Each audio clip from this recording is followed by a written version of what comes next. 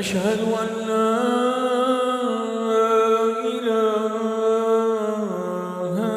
إلا الله.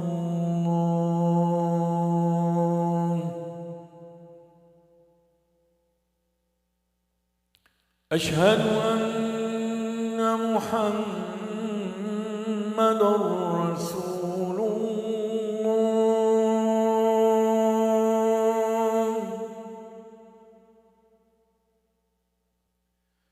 أشهد أن محمدًا رسول الله.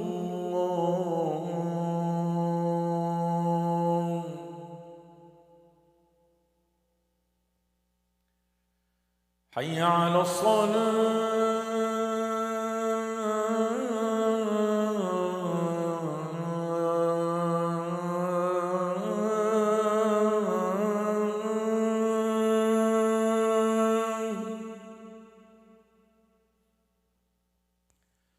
حي على الصلاة.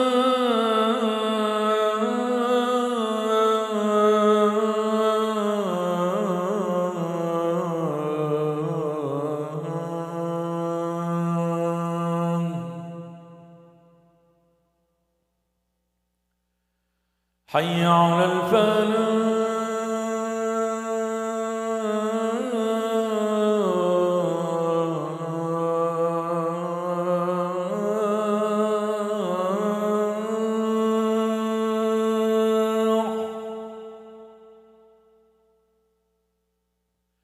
حي على الفلاح.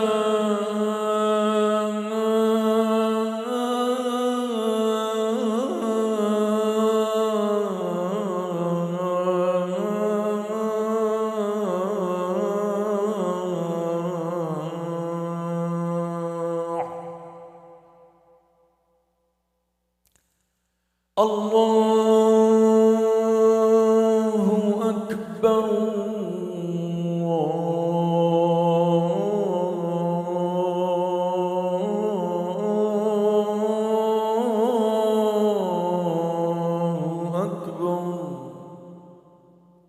لا إله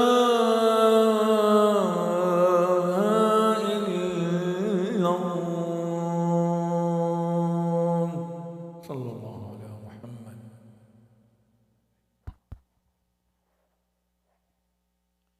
الحمد لله رب العالمين، نحمده ونستعينه ونستهديه ونستغفره، ونعوذ بالله من شرور أنفسنا وسيئات أعمالنا. من يهده الله تعالى فلا مضل له، ومن يضلل فلا هادي له. وأشهد أن لا إله إلا الله وحده لا شريك له، وأشهد أن محمدًا عبده ورسوله. اللهم صل وسلم وبارك عليه وعلى آله وأصحابه ومن اهتدى بهديه واقتفى أثره إلى يوم الدين. يا أيها الذين آمنوا اتقوا الله حق تقاته ولا تموتن إلا وأنتم مسلمون. اللهم أحينا مسلمين وتوفنا مسلمين وألحقنا بالصالحين برحمتك يا أرحم الراحمين. اللهم آمين. أما بعد. All praise is for Allah subhanahu wa ta'ala. We praise Him, we thank Him, we turn to Him always for help and assistance. Whomsoever Allah Azza wa Jalla guides, no one can misguide, and whomsoever Allah leaves astray, no one can show guidance. فَاللَّهُمَّ اهْدِنَا صِرَاطَكَ الْمُسْتَقِيمِ. O Allah, guide us all the straight path at all times. Ameen ya Rabb al-Alameen. I remind myself, my brothers and sisters, of the best advice at taqwa, to be always mindful and pious and at a state of taqwa to Allah subhanahu wa ta'ala at all times. Allahumma ja'alna min al-muttaqeen. Amma ba'd. Before I start, I would like to appreciate all the juniors, all the kids, all the youth who are sitting in the musalla. And I would like to remind everybody at this time during the khutbah, there's nobody hanging around outside or in the lobby or anywhere else. There's only khutbah going on. And there is the playroom in the back. They are welcome to join the sister there, inshallah. So thank you guys for being here. We do appreciate it. Jazakumullahu khair. Al-kammu wal-kayf. Today, allow me to talk about quantity versus quality. Allah subhanahu wa ta'ala mentioned in Surah Al-Baqarah, the story of Talut and Jalut, wa Sayyidina Dawood alayhi salam. And it's a story of this army of believers who are going to fight against their enemy. And the story begins with thousands of people who are marching to meet their enemies, uluf mu'allafa. And the test from Allah Azza wa Jalla came after long marching in the desert, and everybody is thirsty. Al-jami' atsha. قال إن الله مبتليكم بنهر. He told them, the leader, that Allah is testing you with the water. There's a river coming up, and everybody is thirsty. فَمَنْ شَرِبَ مِنْهُ فَلَيْسَ مِنِّي.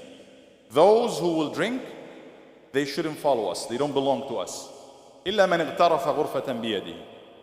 Except if you have a handful of water, that's the maximum you are allowed. Test for patience. Who will be patient to listen to Allah and to stay strong when his own needs, personal needs are really high?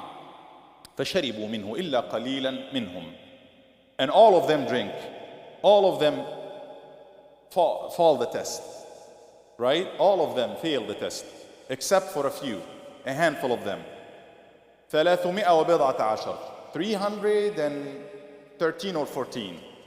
They were patient. And then they had the faith to announce that كم من فئة قليلة غلبت فئة كثيرة. How many? Small number of people, a group of people with a small number, overcome and beat bigger number of people. They had this faith. And Allah subhanahu wa ta'ala, they said, Wallahu ma'as sabirin. Allah is all with the patient. And Allah announced that. So Allah is with those who are patient. They ended up winning. Dawood alayhi salam and the few people with him, they won. So quality took the lead then, and they won. If we compare this with the story of Hunayn, وَيَوْمَ حُنَيْنٍ إِذْ أَعْجَبَتْكُمْ كَثْرَتُكُمْ. The same story repeated at the first battle between Muslims and their enemies, 313 or 14, same number, but they were patient.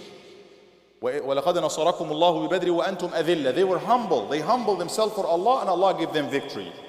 But in the day of Hunayn, Allah also mentioned in the Quran, the Muslims then, they were 12,000, over 10,000 fighters, and they were very feeling, strong that لَن نُهْزَمَ الْيَوْمَ مِنْ قِلَّةٍ. There's no way we'll be beaten today for the lack of numbers.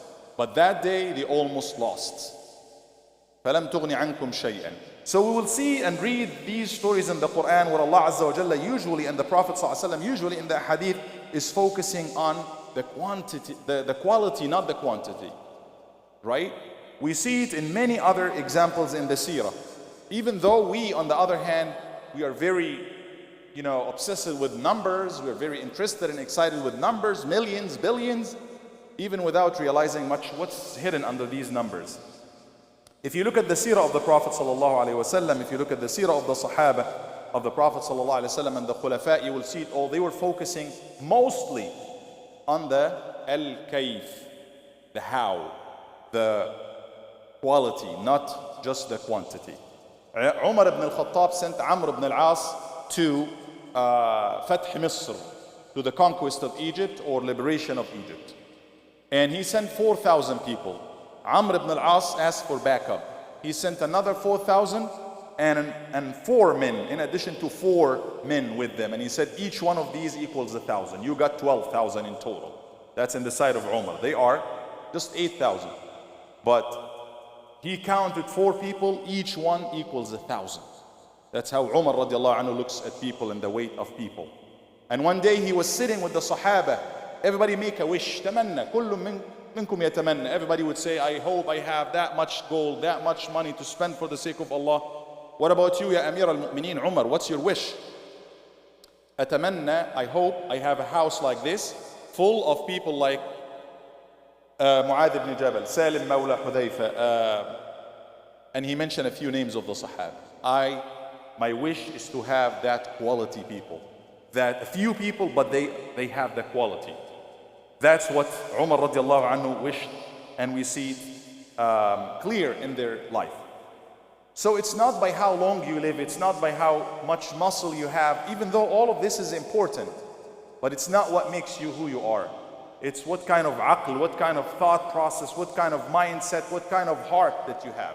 And this is exactly where Allah subhanahu wa ta'ala looks. Allah looks at the heart, not at the muscles and body. Allah Azza wa Jalla described al-munafiqeen, the hypocrites. He said, وَإِذَا رَأَيْتَهُمْ تُعْجِبُكَ أَجْسَامُهُم. When you see them, when you look at them, you like their bodies. You might admire how they look.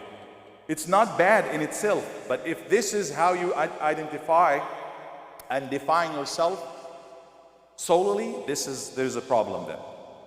The people of Ad, Allah Azza wa Jalla give them that. وَزَادَكُمْ فِي الْخَلْقِ بَسْطَةً. Those who are in the lobby, please get inside. Kids in the lobby. Sisters, get inside please. Get inside please. No hanging around in the lobby. Brother Jalal, please ask them to get inside. Thank you. Allah subhanahu wa ta'ala doomed them at the end because they like it so much and they became very arrogant. فَاسْتَكْبَرُوا فِي الْأَرْضِ بِغَيْرِ الْحَقِّ وَقَالُوا مَنْ أَشَدُّ مِنَّا قُوَّةً. And they said, who is stronger than us on earth?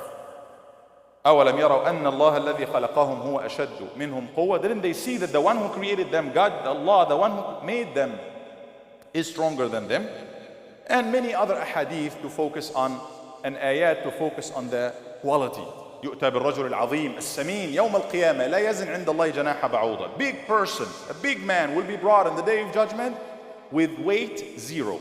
He has no weight in the sight of Allah because the quality is not there. Big, but no quality. And if you look at the life of Abu Bakr as-Siddiq, just 2 years, and he managed to get Islam back together. Many Muslims, they apostated.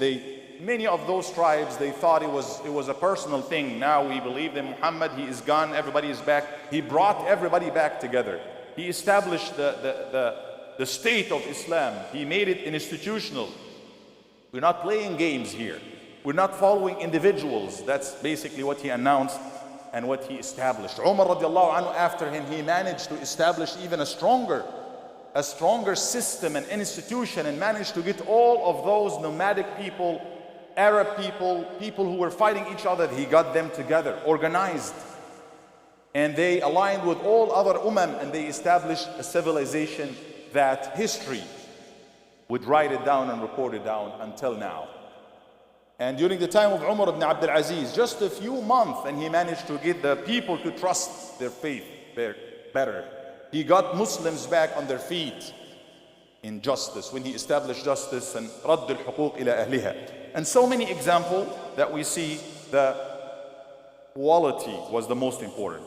Life of scholars who led, Islam. Imam al-Shafi'i, he lived just a little over 50 years. Imam al-Ghazali, Abu Hamid, 55 years. And Nawawi, 50 some years. But they left so big of a legacy. Many of the scholars of Islam in all directions, العلم الشرعي والعلم الطبيعي, in all directions. So it's not by how long you live, it's not by how big you are, it's not by how much you have, it's rather by the quality of who you are and what you are about. But does this mean that quantity is always insignificant? It doesn't carry any weight, it's always bad? That's what I want to talk about today. Yes, I believe and I assume quality is more important, but that doesn't mean أن الكم ليس له وزن. That doesn't mean that quantity is nothing, is always bad, is always something insignificant. That's not true. Because when we read other texts from the Prophet ﷺ himself, and before that in the Quran, you will see Nabi ﷺ would say, تزوجوا أو تناكحوا تناسلوا فإني مكاثر بكم الأمم. Get married. He made it sunnah, one of his ways, sallallahu alaihi wasallam, to get married. Can you change the batteries, please? To get married and have more kids. This is one of our values. Because he said, I'm going to be proud of you in the day of judgment. But obviously, it's not just the number. The Prophet ﷺ would not be proud of those al-dhalama wal-fasiqeen, those who do not add anything to the ummah. Have more, bigger number, and also invest in the quality. Before that, invest in the quality. And he said it many times. وَإِنِّي لَأَرْجُو أَنْ أَكُونَ أَكْثَرُهُمْ تَابِعًا يَوْمَ الْقِيَامَةِ. He said that clearly in the hadith. The Prophet ﷺ, day of judgment, I'll see a huge number of people. Oh, this is my ummah. No, those are the followers of Musa. And then you see a huge, bigger number of bulk of people. Who are these? This is your ummah. So Muslims, the followers of Muhammad ﷺ, will be the biggest numbers of the believers and the Ahlul Jannah. May Allah Azza wa Jalla make us all with them. Allahumma ameen ya Rabbal Alameen. So you see, Nabi Sallallahu Alaihi Wasallam sometimes mention the quantity as well as important. Actually, the hijrah, one of the reasons why Nabi Sallallahu Alaihi Wasallam moved is he wanted to establish the community so Muslims can have a group and a body and they pray in jama'ah and they have other people. And he made it obligatory. If you can make hijrah, you have to make hijrah. You have to migrate. You have to join Muslims. And actually, if you stay with the non-Muslims who are enemies of Islam and fighting, and you fight with them and you die, إِنَّ الَّذِينَ تَوَفَّاهُمُ الْمَلَائِكَةُ ظَالِمِي أَنفُسِهِمْ. You will be wronging yourself by not joining the bulk of Muslims. And we read in the Quran, وَمَثَلُهُمْ فِي الْإِنْجِيلِ, the example of those believers, followers of Muhammad sallallahu alayhi wa sallam, in the gospel, كَزَرْعٍ أَخْرَجَ شَطْأَهُ فَآزَرَهُ, is like a plant that has all of these leaves or all of these offshoots next to it, and it supports it. So the number is important to support one another, makes it stronger, makes it bigger. And we read that also in other places. Allah Azza wa Jalla sent angels with the small number of Muslims during Badr, the battle of Badr. Allah sent angels with them to make the number bigger and to fight with Muslims, and Muslims felt it. And we see that in different ahkam of Islam. When you pray alone versus praying in jama'ah, in congregation, it's 25 or 27 more reward when you pray in jama'ah, in group. And actually some prayers like these prayers, now, al-Jum'ah, اشترط العلماء لها الجماعة والعدد. Scholars agreed that you cannot pray Jum'ah alone. Once a week, it has to be in jama'ah. You have to pray in group. And scholars actually also said number. Imam al-Shafi'i 40, يشترط لها 40. 40 people, they have to be 40 people. Al-Shafi'i wa Ibn Hanbal. Imam Malik, he said 12. Imam Abu Hanifa said only 3 along with the Imam is enough. The bottom line is you have to pray with the jama'ah, you have to join the group. And we see the beautiful example of Abdullah ibn Maktoum, a blind person, somebody who cannot see. He was the mu'adhin, one of the mu'adhinun of the Prophet sallallahu alaihi wasallam. Later on, he is old and he's blind. And this is Ma'rakat al-Qadisiyya. We talked about it a little bit last week, I believe, between Muslims and Persian, al-Furs. And he is ready. You see him getting ready, putting his armor and joining the army. What are you doing? Anas is saying, قد أنزل الله عذرك. You have the excuse. You can stay. You're old. You're blind. قال أكثر سواد المسلمين. I wanted to be with Muslims to make the number bigger. I wanted to be there. I wanted to make the number look bigger. And actually, this is in the hadith of Nabi sallallahu alaihi wasallam. من كثر سواد قوم فهو منهم. If you تكثير السواد, which is literally making the bulk, making the number bigger, joining a group. You know, everybody's like a dot. When you are a dot, to be added to so many other dots, and you choose to join this bulk, so you're with them. This is very important. Yes, the quality is the most important, but it's also of significance to watch. Who are you joining? What are you, something like the election, we talk about it in a little bit. What do you like on Facebook? What do you watch? What do you see on YouTube and on social media? That makes a bigger reach, that makes what you share. This is of importance. Actually, it leads the algorithms to make it more watched, more viewed and stuff. So the quantity also makes a difference in many cases, especially in the world we live nowadays. And if you look at our legacy as well, في قضايا الفكر والرأي, you know, scholars and thought process and stuff. Yes, the most important is al-kayf, is the quality. If we have an ayah, nas, that's qat'i. This is absolute nas. There's one way to understand it. أَفِي اللَّهِ شَكٍّ, is there any doubt about Allah? There's one way to understand it. No doubt about Allah. If we have an absolute text, there is no way, even if the whole ummah said otherwise, it's of no significance. But actually, most of the texts of Islam, it will be nusus, ليست قطعية, ليست قطعية الدلالة. It's open for interpretation. It's ijtihadiyya, it's open for opinion. And however, it's a scholarly opinion. Not anybody can give input the way they wish. No, you disqualify. I cannot give my input when it comes to medical field. It's my opinion in the medical field is of zero significance. So scholarly opinions, in this case, yes, if it's open and you have on one side, majority of scholars believe one way, then that should have some kind of importance. And we have this value of jumhur, the term of jumhur al-ulama or jumhur al-fuqaha, jurisprudential majority. When it goes one way, then this carries some significance. So numbers, also in social, most of the social, if not all the social phenomena, they usually go by numbers. When you see everybody is doing this, or most people do, go one way or the other, even without realizing, it usually starts gradually, but then you see everybody. It was Halloween yesterday, and all the questions coming to me from the kids, Sheikh, can we go trick and treat? I'm not here to talk about halal and haram, just talk, it becomes a social phenomena that everybody is doing it, and even without realizing what are we doing, you find yourself just going with the flow. And that applies to the Muslim countries and everywhere, social, wherever any people are there. الناس يفعلون الناس لا يفعلون. This is what people do. And yes, that carries some significance in other ways. But what I'm focusing here is quantity carries some weight in the way we shape our opinions. It becomes, fikra, it becomes a notion somewhere because majority of people are there. Can I ask the youth in the lobby to get inside, please? Get inside, please. Thank you. And that's why, subhanAllah, the evidence for this is we had so many ideas. Some 20, 30, 50 years ago, they were very awkward. Like the homosexuality, for example. Just talk about homosexuality back in the 60s, back in the 70s. That's very odd. What are you talking about? Now talk about it. It becomes a public opinion. It's like a freedom. It's this, it's that. I'm just quoting the example. What do they teach our kids in schools? Transgender, the right, the freedom. That changes. Usually started with something small and then it gets big because we had that kind of quantity of number supporting it. And not necessarily quantity, but you see it in the media. You see it everywhere. In the laws.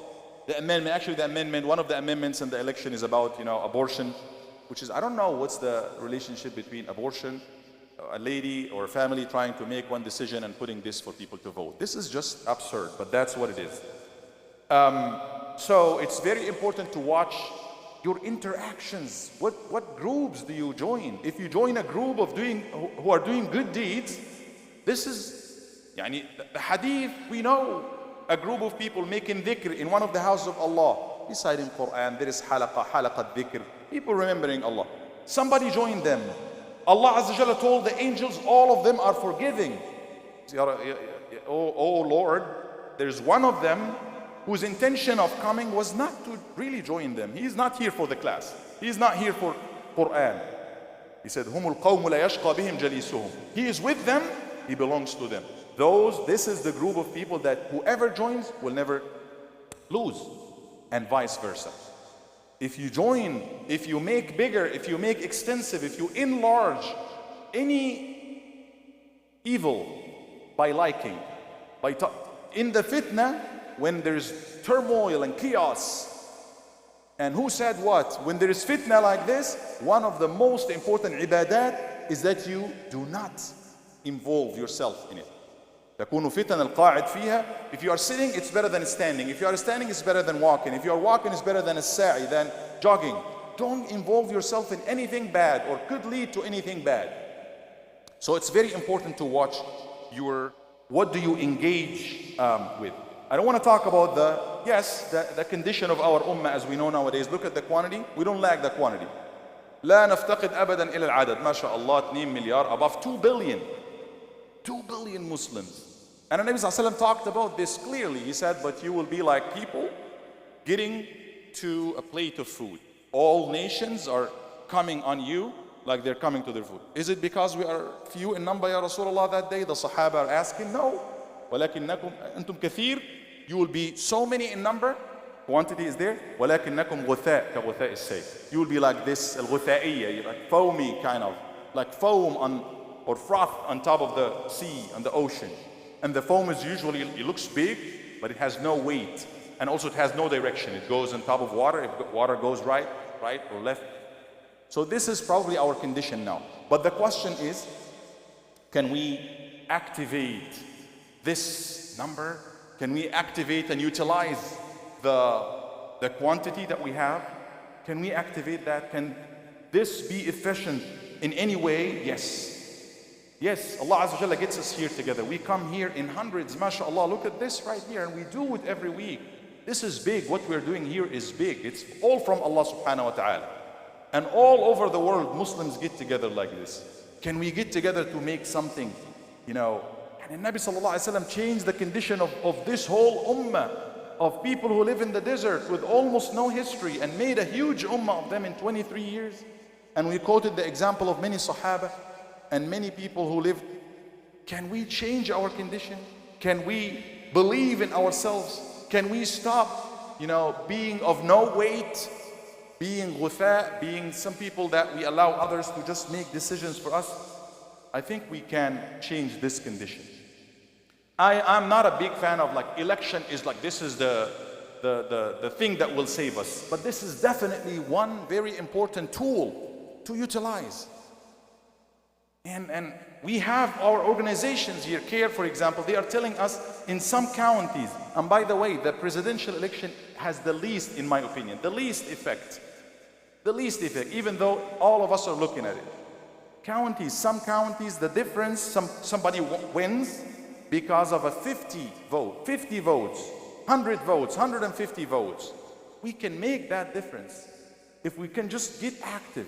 If we can just practice our constitutional right, if we believe in ourselves, even if we believe it will make nothing, but at least make a dent in there. I cannot tell you who do you vote for or you should vote for. We cannot do that as a non-profit organization. But I can tell you that there is a lot of wrong things that's going on, and you see it economy-wise. Supporters of genocide. You know who is doing what and who is supporting what decisions. At least you have a say. When we are in front of Allah subhanahu wa ta'ala and He asks us, did you do anything? Yes, I said no to somebody that I believe was making the wrong decisions, and that's what I could do. Go out and vote for the person that you think is right. What if I think nobody, deserves to be there? You're waiting for the Khalifa, that will never come. You're waiting for a prophet to come, you're waiting for the perfect. Nobody perfect will come ever, Allahu A'lam. But we need to at least be active and use this number. We also need to start working, getting together, ya ahbab.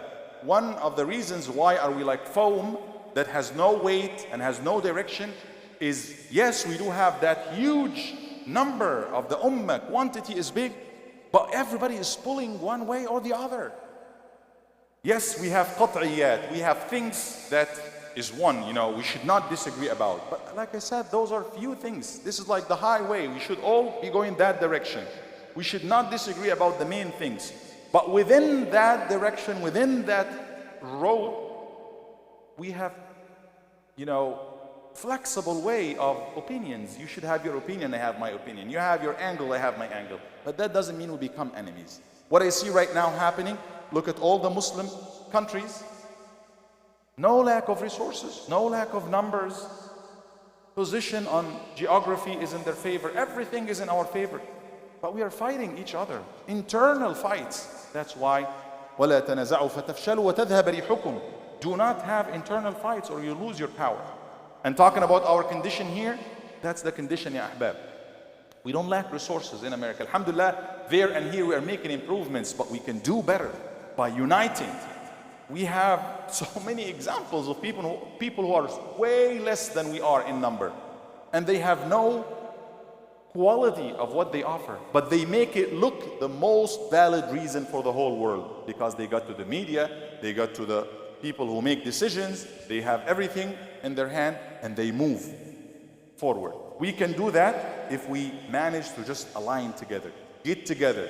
We will never, if we think that we will be, we will wait until we are identical to get together, it's not going to happen. We will continue. The Sahaba of the Prophet ﷺ disagreed about some substantial issues, but they still loved one another.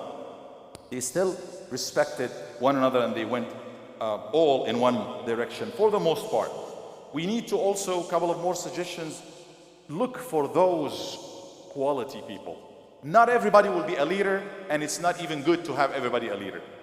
It's not possible. النبي صلى الله عليه وسلم يقول, this is a hadith, الناس كإبل المئة لا تكاد تجد فيها راحلة. People will be like 100 camels. Every 100 camel, you may possibly find one rahila. Rahila is a camel that's good for traveling long distances. Not every camel can travel long distances. It has to have certain qualities. So when we have those, and those will be there in every place, and we have so many brilliant youth, we need to support them. We need to invest in them. We are ready to spend millions and thousands for, things left and right. All good, alhamdulillah. But if I tell you we need to sponsor one kid to go study, we need some people in the media, we need some people, journalists, we need lawyers, we need this and that. We need to get to the movie making, because those are killing us without us just watching. We are sitting and watching. Islamophobia. We need some Muslim directors there, some Muslim actors there to do it the halal way. Find out. I don't know how. It's not my job here. But we need to venture into all of these fields. So we need to sponsor. We need to find those ideas and support those people and support organizations as well. We need to stop thinking individually. We need to join and align ourselves and ally with other organizations. Whether we agree with them 100% or 90%, we should have some way of working together somehow. And we do, alhamdulillah, all of these organizations out there, so we need to support them and be with them. أقول قولي هذا وأستغفر الله لي ولكم فاستغفروه فإنه هو الغفور الرحيم.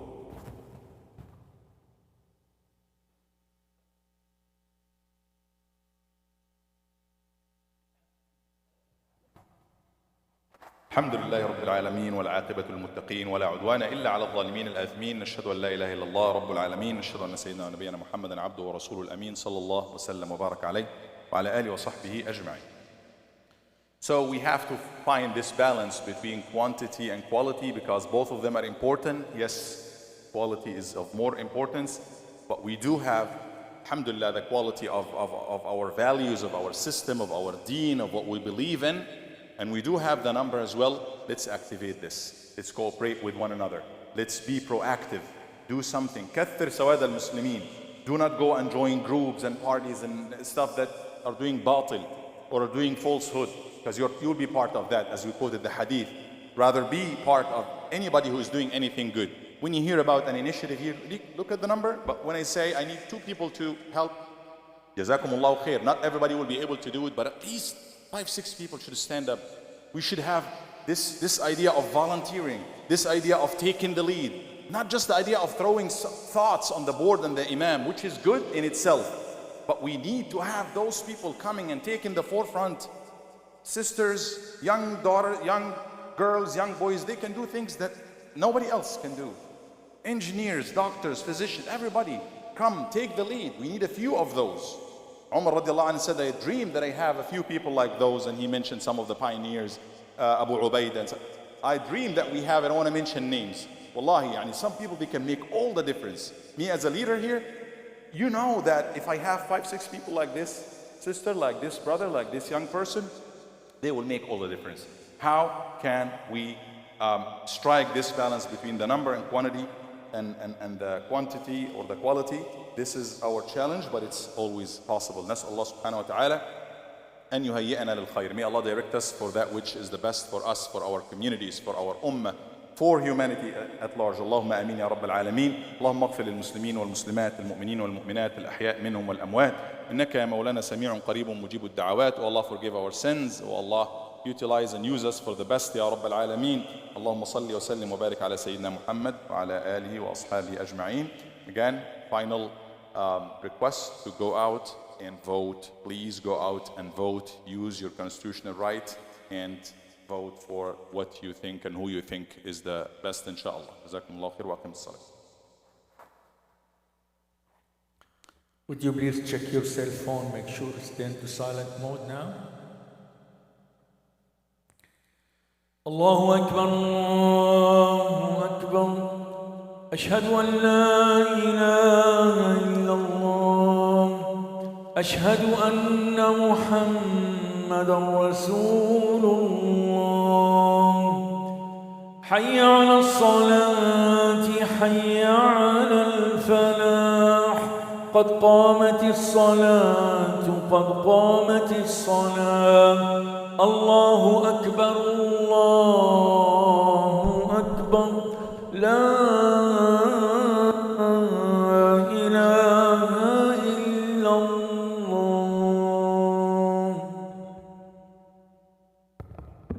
استووا استووا الصف. الله أكبر.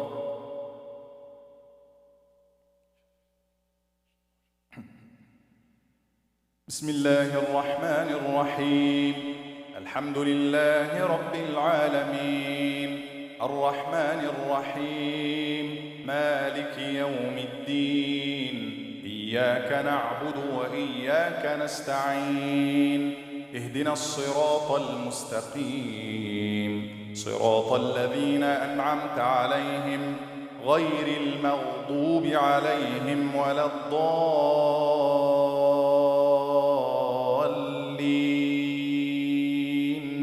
آمين.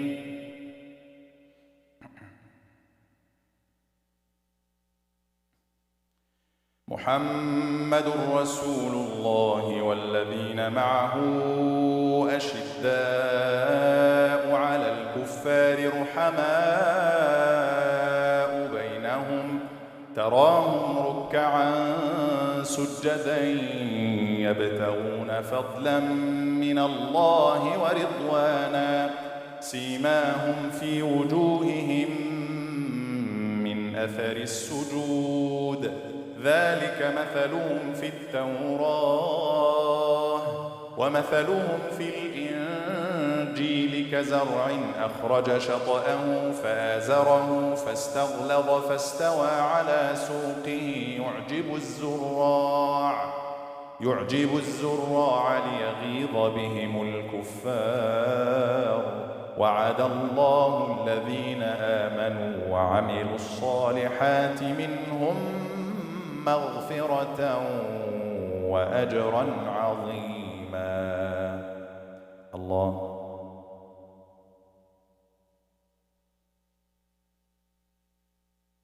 سمع الله لمن حمده ربنا ولك الحمد. الله أكبر.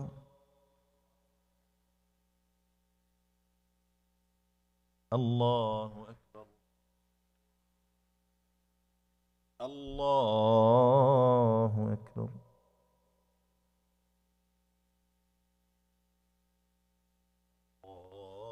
الله أكبر. بسم الله الرحمن الرحيم. الحمد لله رب العالمين الرحمن الرحيم مالك يوم الدين إياك نعبد وإياك نستعين اهدنا الصراط المستقيم صراط الذين أنعمت عليهم غير المغضوب عليهم ولا الضالين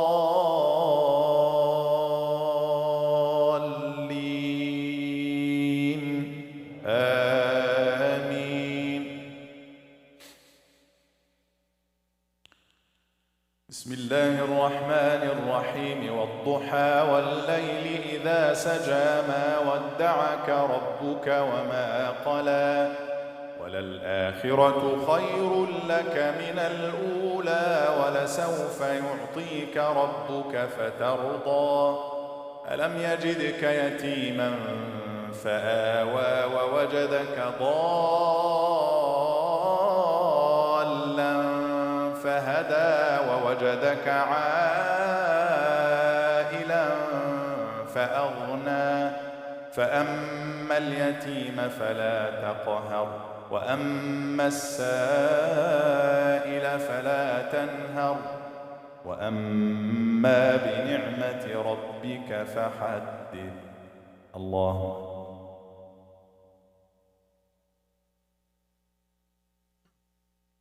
الله لمن حمده ربنا ولك الحمد. الله أكبر. الله أكبر. الله أكبر.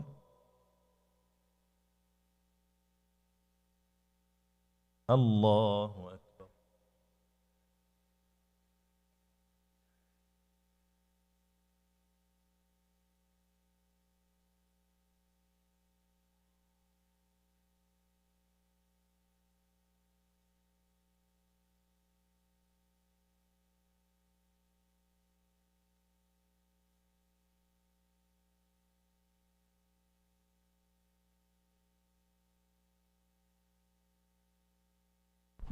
السلام عليكم ورحمة الله. السلام عليكم ورحمة الله.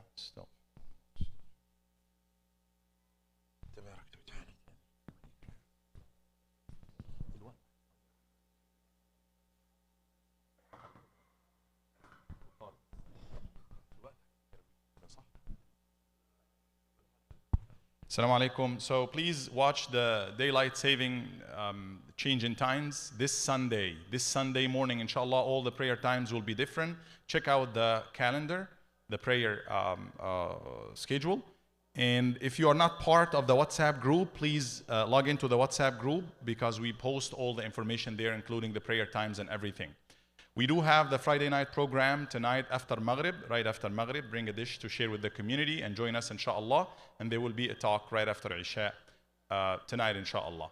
Also, the deadline to register for the ladies' activity, Pretty in Paints, is tonight. So see Sister Azkar for that. And the event is taking place this Sunday at 10:30 a.m., inshallah. Jazakumullah khair.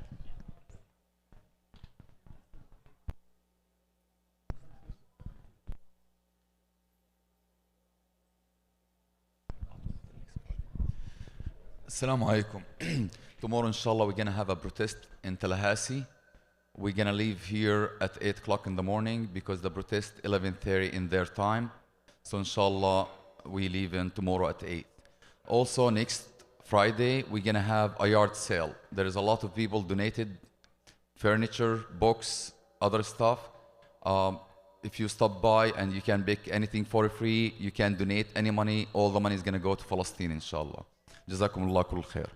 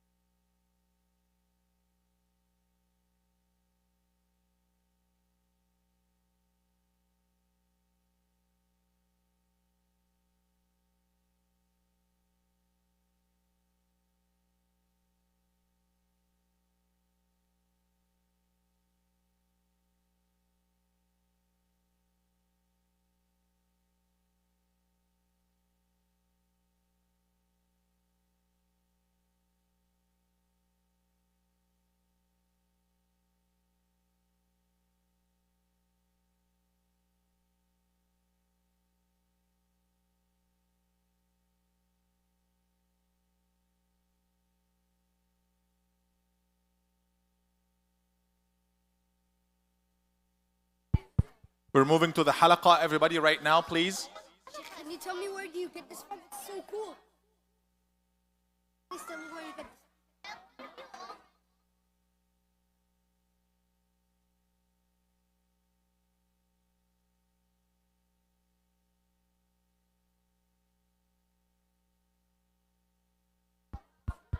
Moving to the halaqah, all students.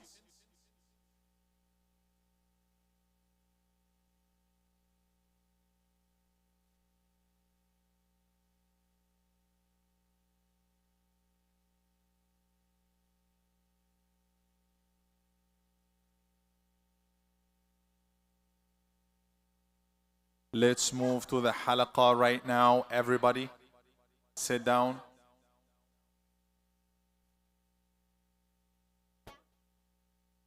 Qasim Abdullah.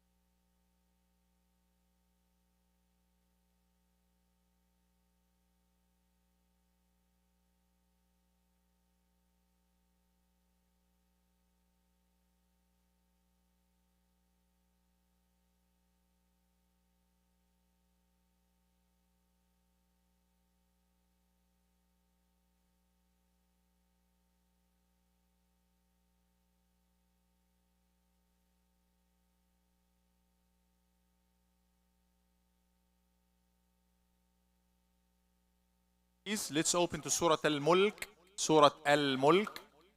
Everybody.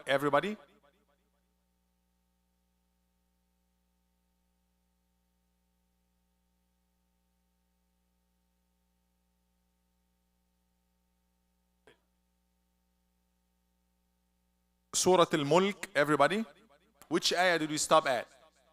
Habiba Nu'man.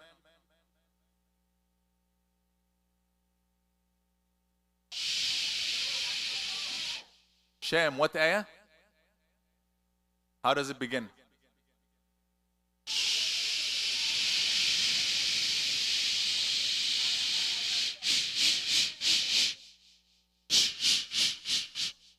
How does it begin, Shem?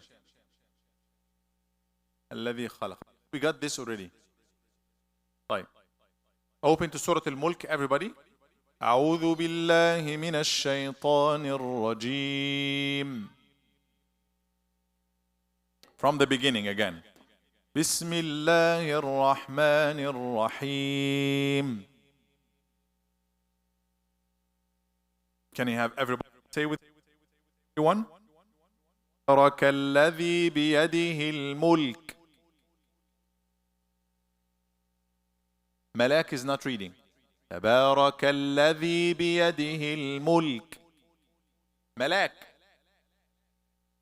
وهو على كل شيء قدير.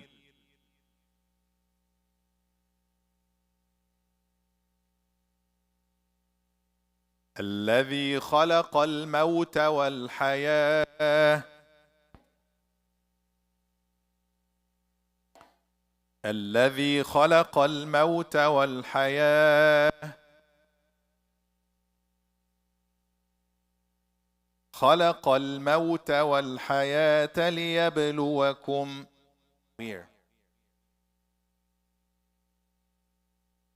ليبلوكم أيكم أحسن عملا وهو العزيز الغفور. الذي خلق 7 سماوات طباقا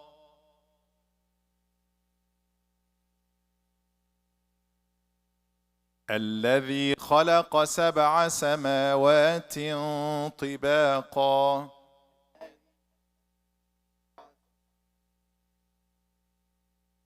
ما ترى في خلق الرحمن من تفاوت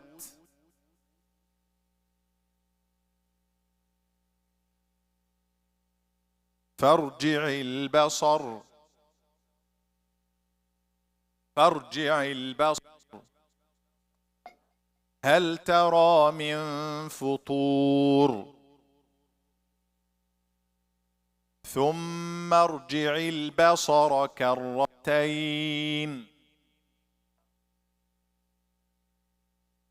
كرتين ينقلب إليك البصر خاسئا follow مصحف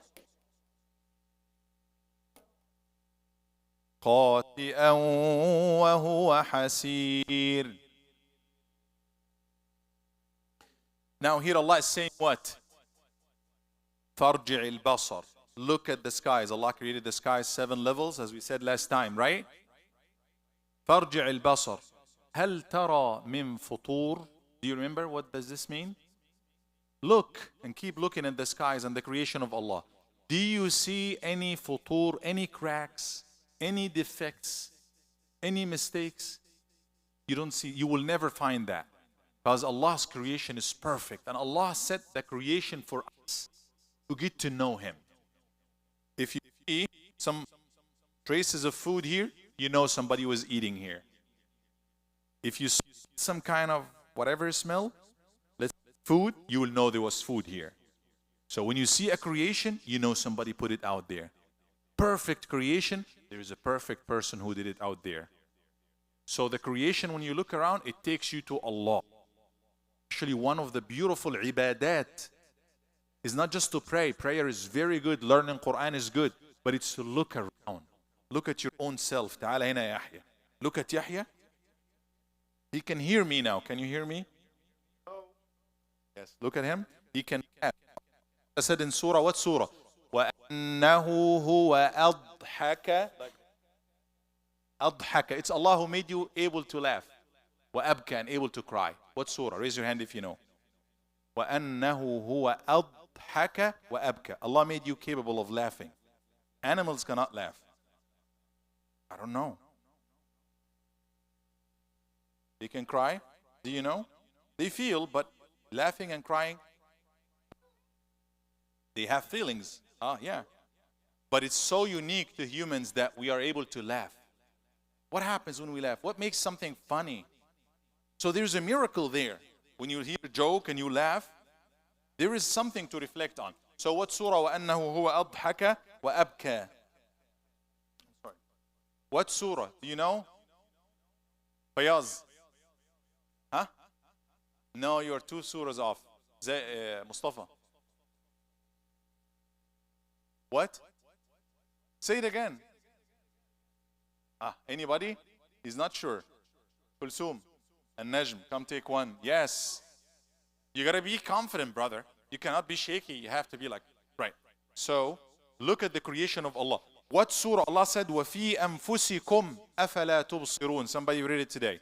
In your own, like there are miracles, don't you see? See how hyperactive he is? Stand up. Stand up. Look. Jump, jump, jump. All the time. He's like all day like that. So hyperactive. I was like that, all of us, right? So hold on. This is a sign from Allah. Like you can move, you have energy, right? Or you're quiet and sitting and listening. Thank you. Sit down. So forgot the question. What was the question? وَفِي أَنفُسِكُمْ. Yes, there are miracles. Him being able to jump or move around. You know any muscles? No. Wiggle. Do stuff. Yeah. You know how many muscles are moving now? You don't even know. Like, see? Thank you. Enough. So there is a miracle happening there. What surah is that? Shh. What surah? Habib and Aman. Al-Dhariyat. Do you agree? Yes. Both of you come. Take one.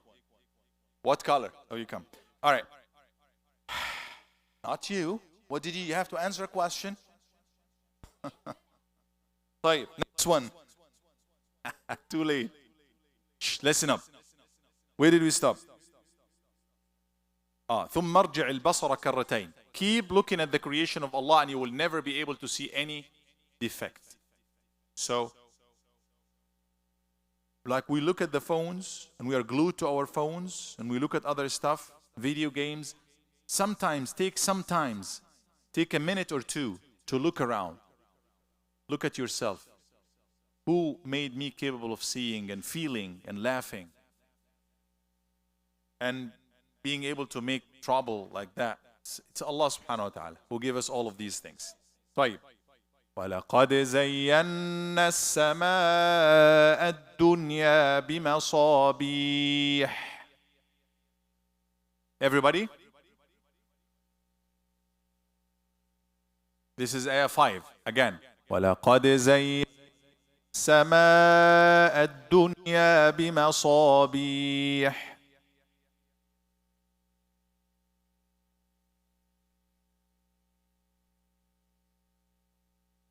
وَجَعَلْنَا رُجُومًا لِلشَّيَاطِينِ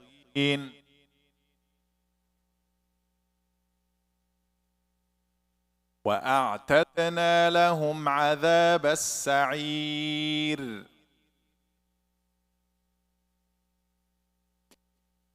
وَأَعْتَدْنَا لَهُمْ عَذَابَ السَّعِيرِ. وَلِلَّذِينَ كَفَرُوا بِرَبِّهِمْ. وَلِلَّذِينَ كَفَرُوا بِرَبِّهِمْ عَذَابُ جَهَنَّمَ.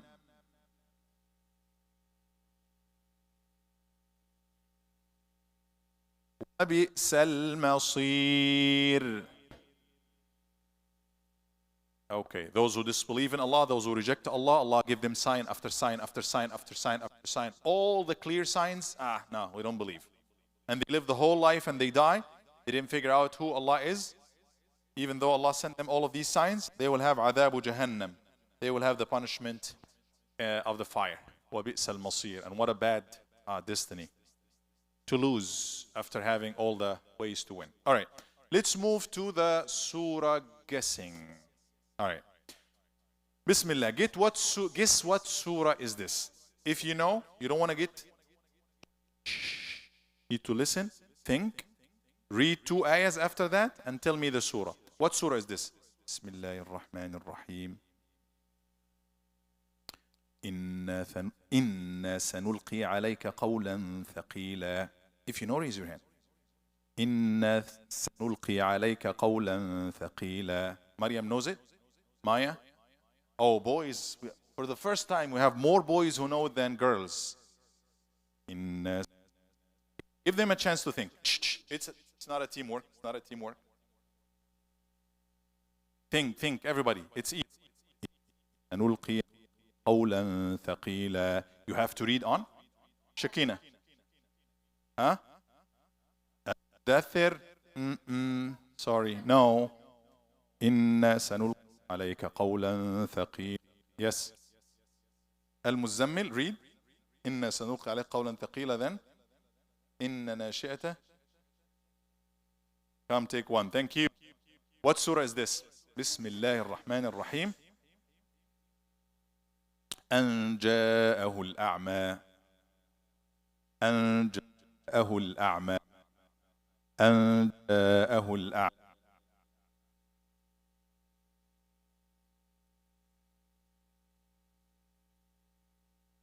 What surah? Very good. Come take. All right.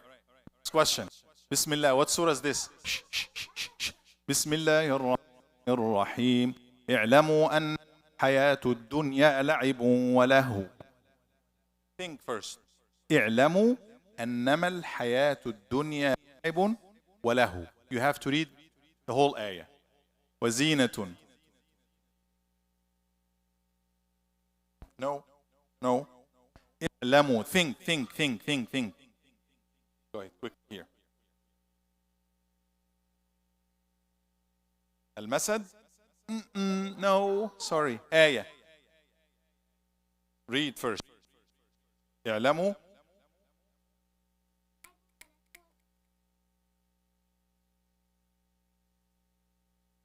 Very good. Take one. Surah Al-Hadid. Very good. Next. بسم الله الرحمن الرحيم. فأما اليتيم فلا تقهر. فأما اليتيم فلا تقهر. Surah. Think. فأما. Everybody should raise their hand. You guys know it. فأما. Yes. Shh. Huh? ضحى. Yes. تكبير. Read over. فأما اليتيم فلا تقهر.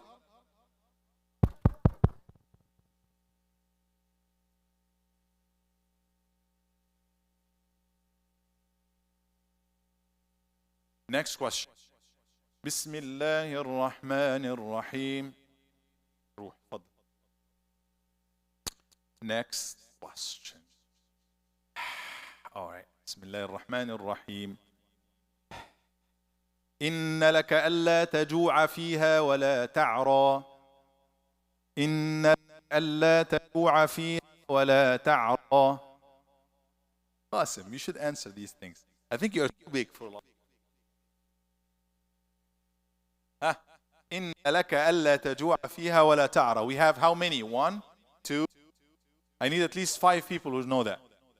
وأنك لا تظمأ فيها. 3. ولا تضحى. Yes, شيخ. طه. Yes, تكبير. Next. All right.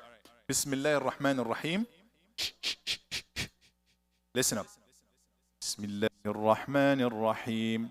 ورأيت الناس يدخلون في دين الله أفواجا. This is such a difficult one. You need to think. It's a tricky question. It's a tricky one. Ahmed, it's not what you think. ورأيت الناس يدخلون في دين الله أفواجا. Yes. إيه؟ تعالي هنا. أنا عاقلي. النصر. Yes. Wonderful. Okay. Need to get me. Keep talking and you lose the privilege of candy. Yalla. Get me an ayah that begins with Rashid. Ayah that begins with Ra. Ra. Yalla, let's go. Ra. If you get me Ra, not Ri or Ru, Ra. Ra. Keep thinking. Ra. Beginning. Or not, doesn't have to be a beginning of an ayah. Not surah, ayah. Ra. Something like رَضِيَ عَنْهُمْ وَرَضُوا عَنْهُ. An example. Yes. What? رسول من الله يتلو مطهرة. Come here. What surah? Very good. Thank you, Kinda. Wonderful. Ra. Noora. Yes, this is Bira, but it has to begin with Ra. Noor, ta'al. Thank you for trying. Ra. Mu'tasim. Shh. I just said that as an example. Come on, man. Trying. Something other than Radiya, because I said it. Yes, Mirab.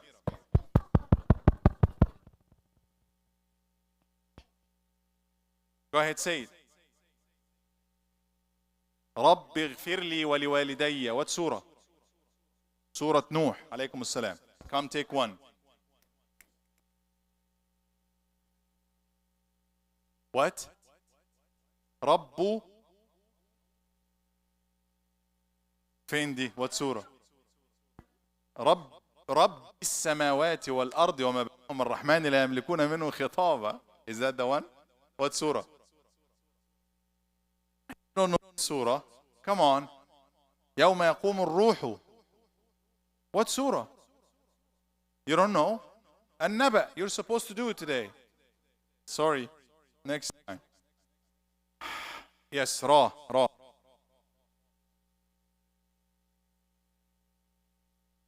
Can I ask everybody to be quiet? I don't have to yell. I don't want to do it. Just listen up, please.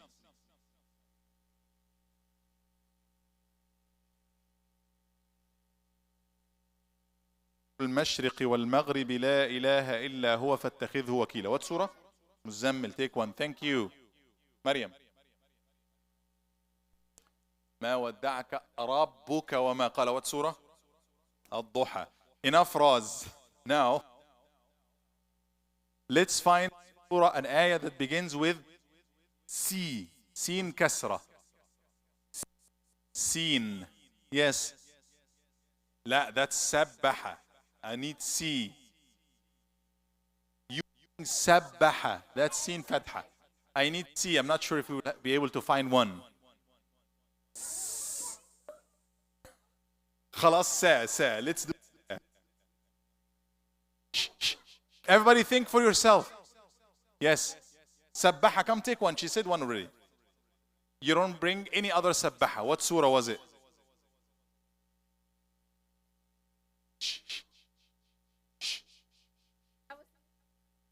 سبح لله ما في الصف. Yes. No more سبحة. She got all the سبحas. Yes. على الخرطوم. الليل.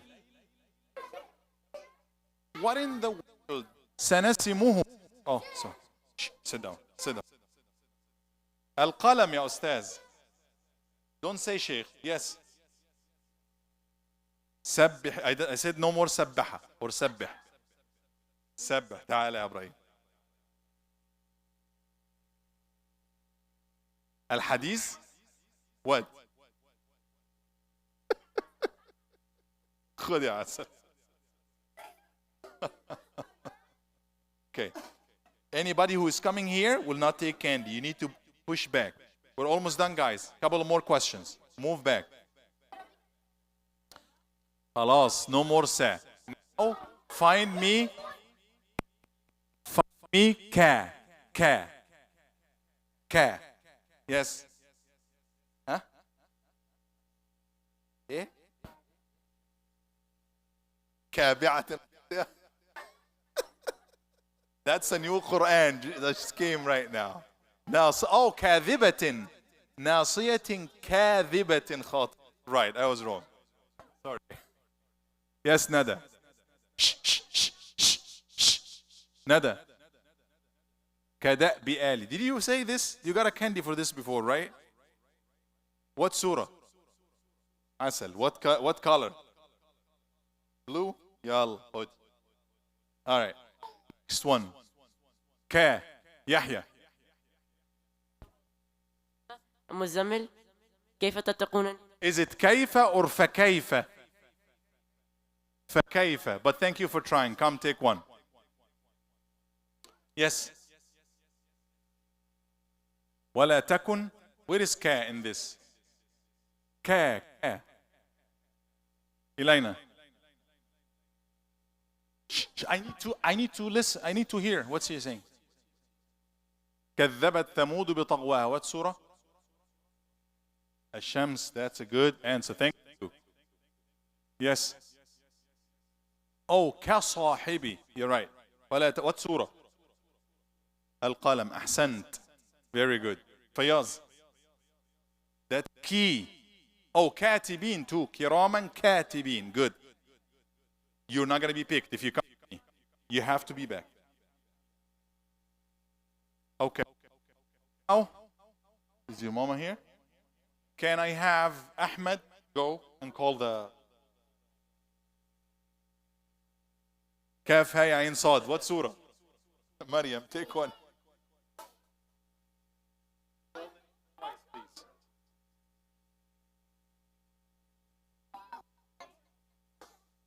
Okay, listen up. We got enough cars, I believe. Yes?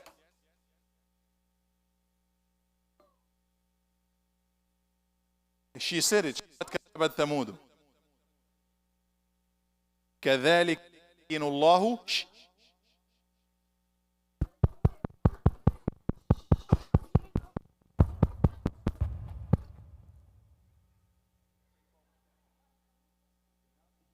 كذلك يبين.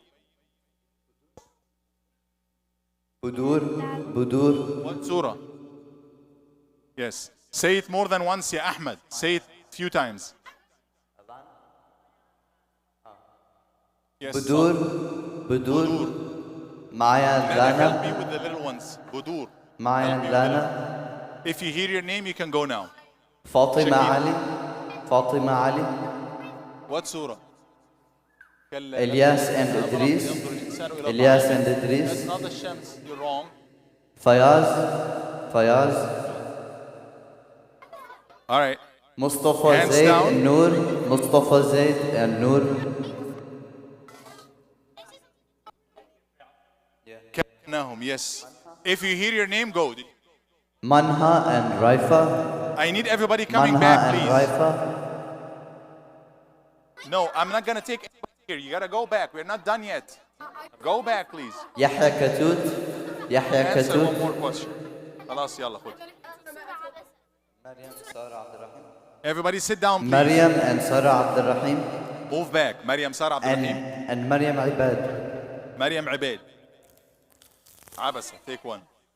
Thank you, Shakil. حلواشة خان Alwasha. حلواشة خان Only if you hear your name. Everybody sit down. You still have a chance to. عليكم السلام. What? كافرون. قل يا أيها That's right. Now. Yes, Ismail. كذبت ثمود وعاد. بالقارئة. What surah? Al-Haqq. That's true. Yes, Khadija. What? Come.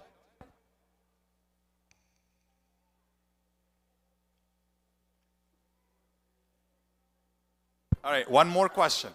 One more question. You will not? I'm not going to get your input. خلاص, no more care. No more care. Say. Come here. كلا بلا. Wonderful. All right. Guys, don't forget, tomorrow, inshallah, we have the picnic. We're coming for the school as usual. We're coming here as usual. But right after the school, we will go to the field for the picnic, inshallah, okay? What is it? What? Where is Ken?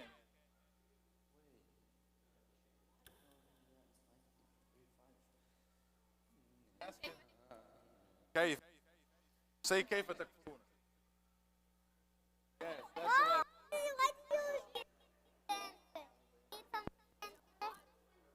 Yeah, come here. Dear Allah, yeah. Dear Allah, one.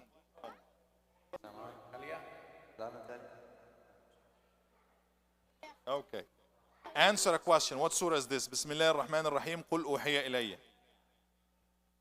الجن أحسن.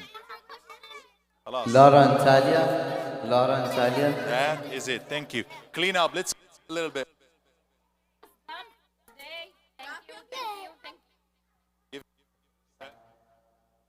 نعم.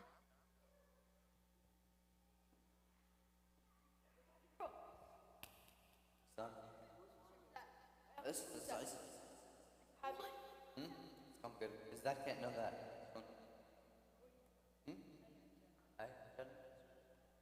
آيان جنة آيان جنة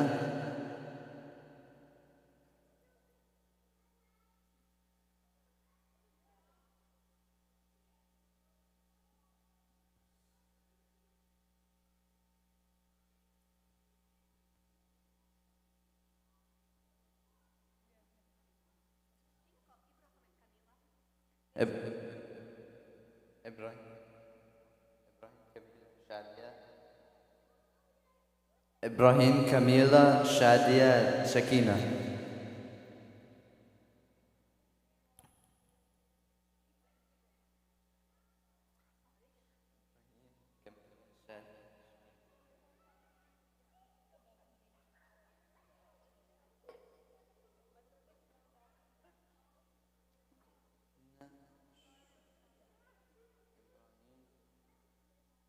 John, go get my mushaf from upstairs. You know that thingy next to the stairs? There.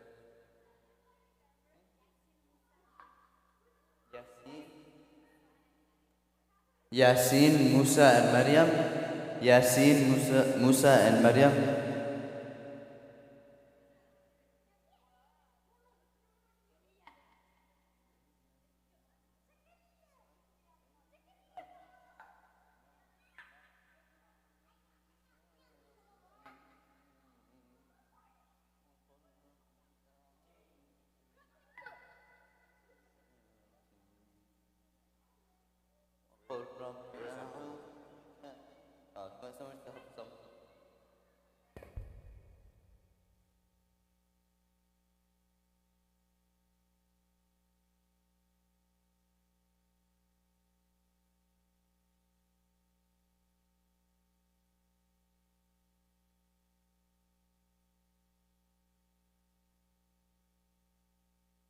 إبراهيم.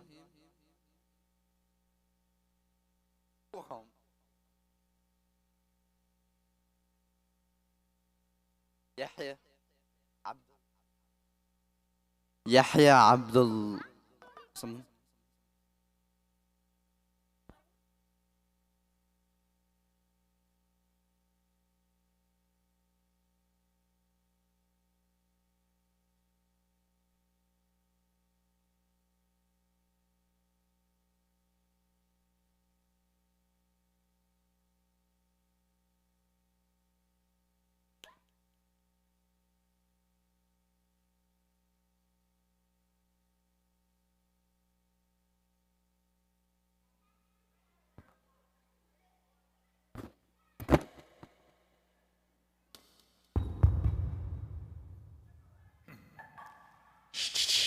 We're going to pray right now, guys.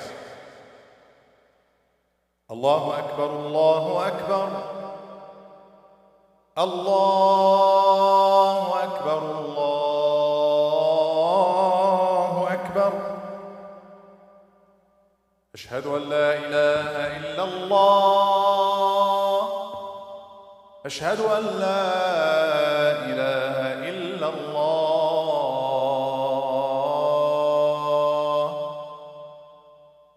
أشهد أن محمدًا رسول الله.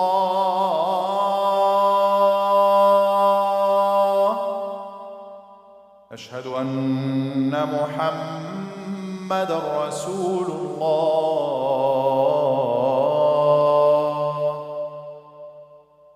حي على الصلاة. حي على الصلاة.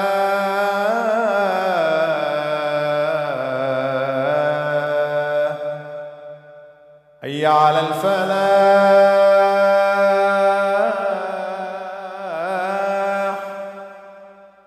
حي على الفلاح.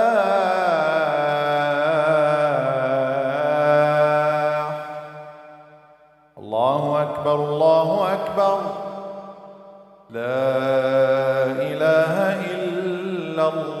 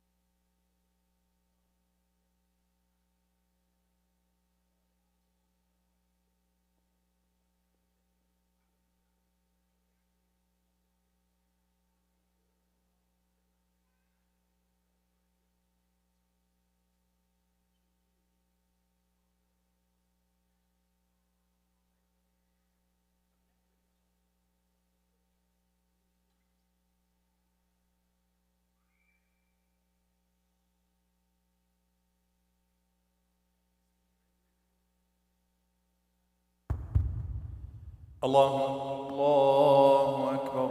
أشهد أن لا إله إلا الله. أشهد أن محمدًا رسول الله. حي على الصلاة، حي على الفلاح، قد قامت الصلاة، قد قامت الصلاة. الله أكبر، الله أكبر، لا إله إلا الله.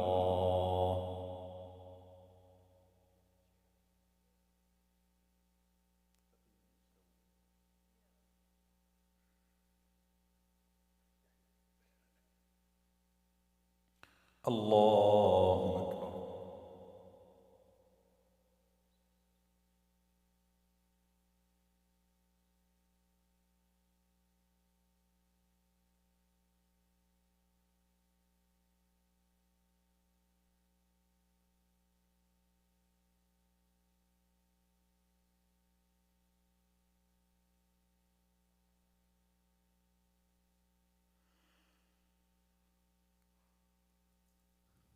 الله.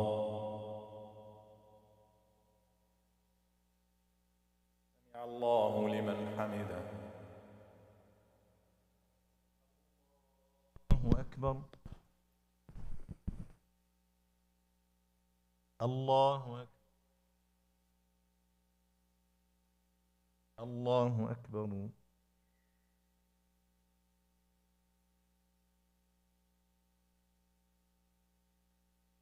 الله أكبر.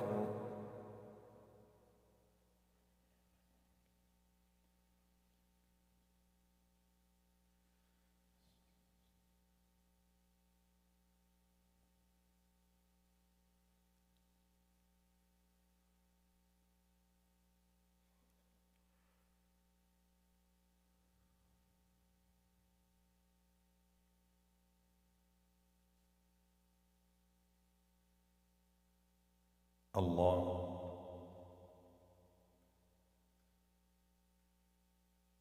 سمع الله لمن حمده. الله أكبر. الله أكبر. الله أكبر. الله.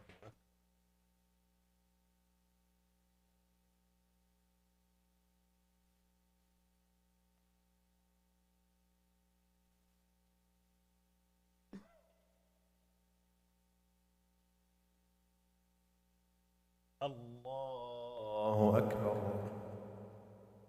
بسم الله.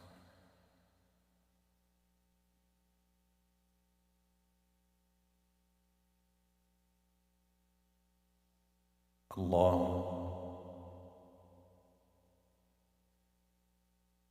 سمع الله لمن حمده. الله أكبر.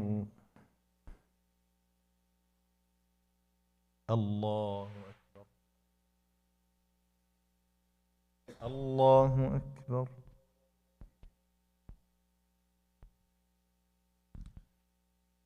الله أكبر.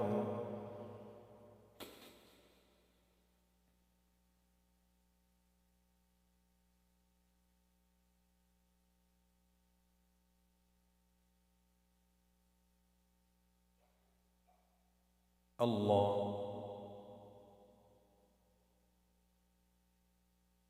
سمع الله لمن حمده. الله أكبر.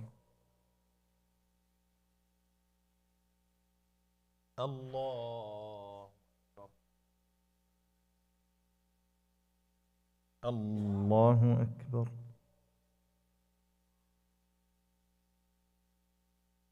الله.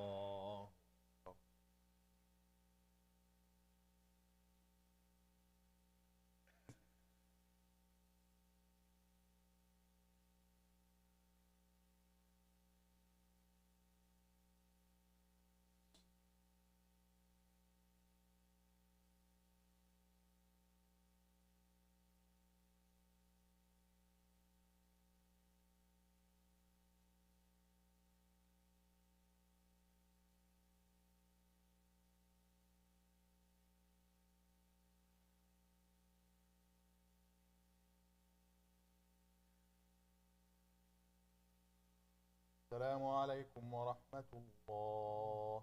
السلام عليكم ورحمة الله.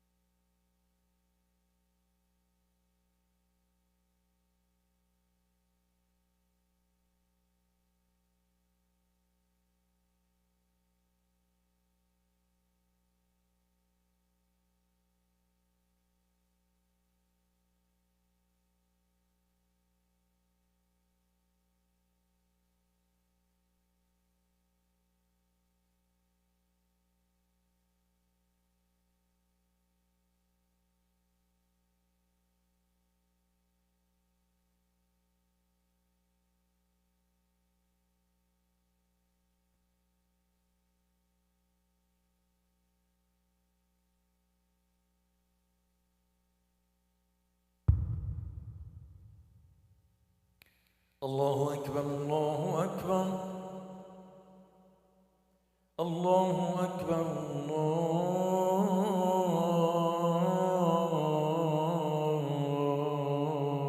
الله أكبر. أشهد أن لا إله إلا الله.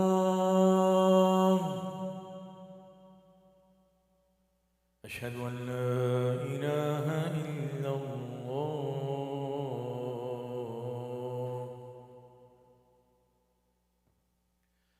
أشهد أن محمدًا رسول الله.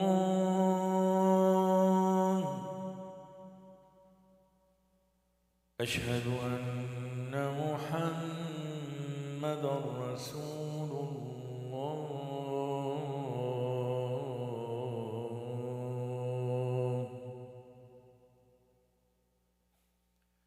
حي على الصلاة.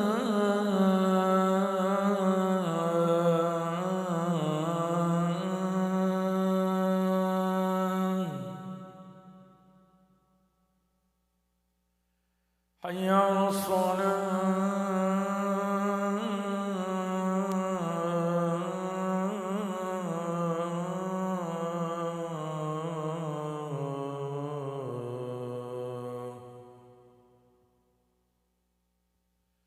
حي على الفلاح.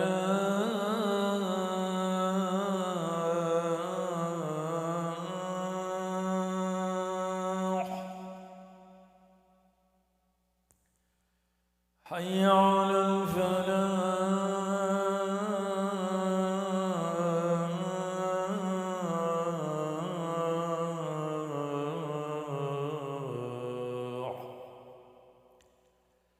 الله أكبر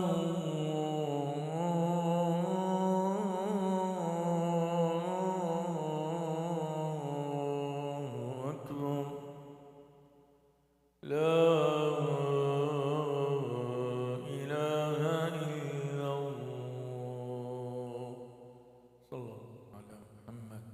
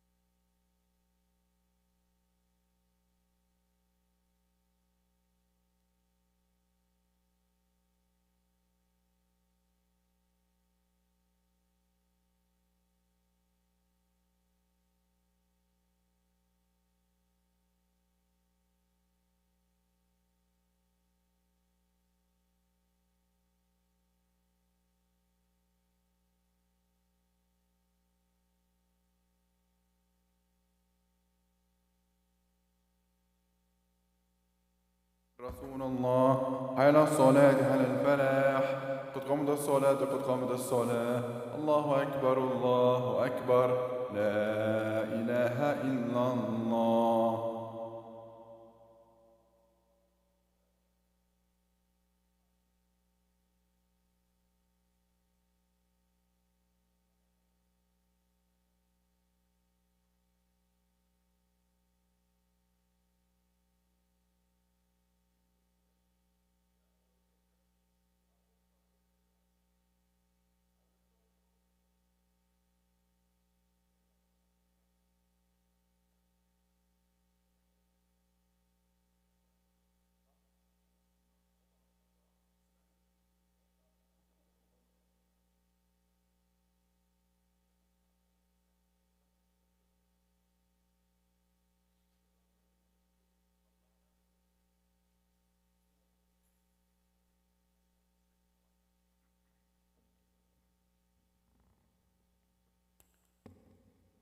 الله أكبر.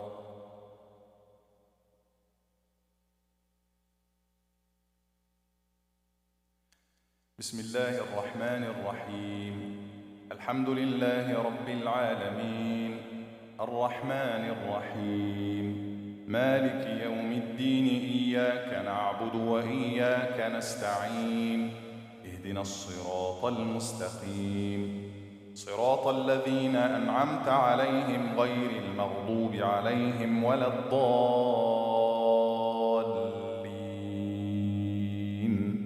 آمين.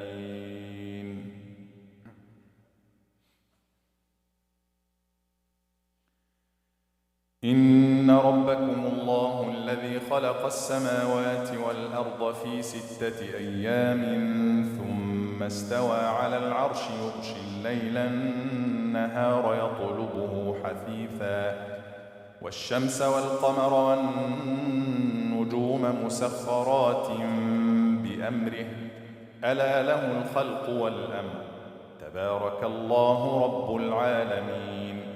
ادعوا ربكم تضرعا وخفية إنه لا يحب المعتدين ولا تفسدوا في الأرض بعد إصلاحها وادعوه خوفا وطمعا إن رحمة الله قريب من المحسنين.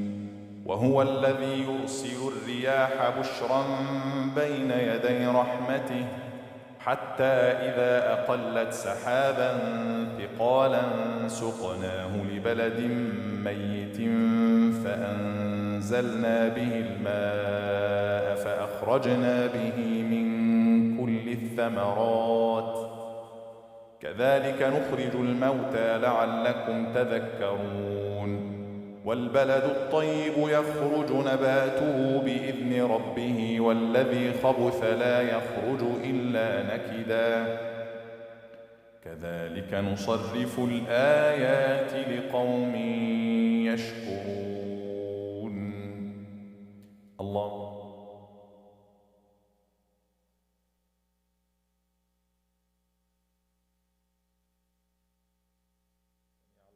لمن حمده. الله أكبر. سبحانه. الله أكبر.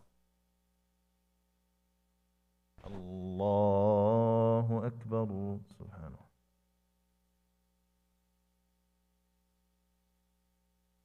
الله أكبر. بسم الله الرحمن الرحيم الحمد لله رب العالمين الرحمن الرحيم مالك يوم الدين إياك نعبد وإياك نستعين اهدنا الصراط المستقيم صراط الذين أنعمت عليهم غير المغضوب عليهم ولا الضالين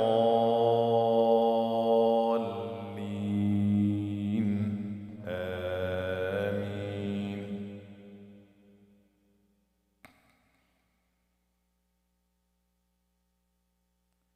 بسم الله الرحمن الرحيم ألم نشرح لك صدرك ووضعنا عنك وزرك الذي أنقض ظهرك ورفعنا لك ذكرك فإن مع العسر يسرا إن مع العسر يسرا فإذا فرغت فانصب وإلى ربك فارغب. الله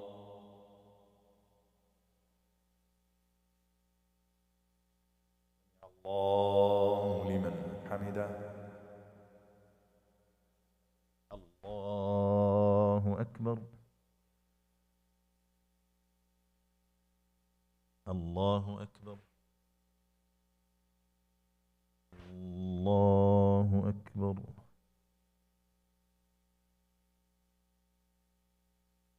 الله أكبر.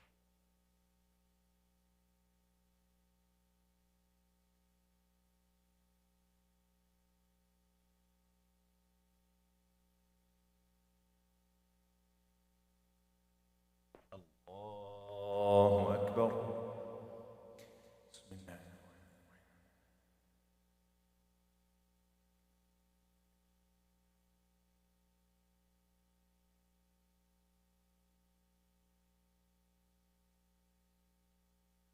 الله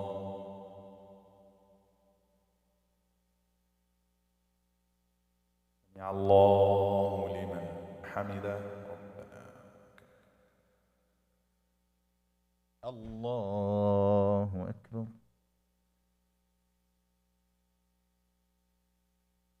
الله أكبر.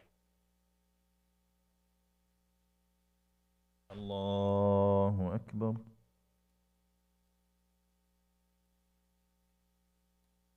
الله أكبر.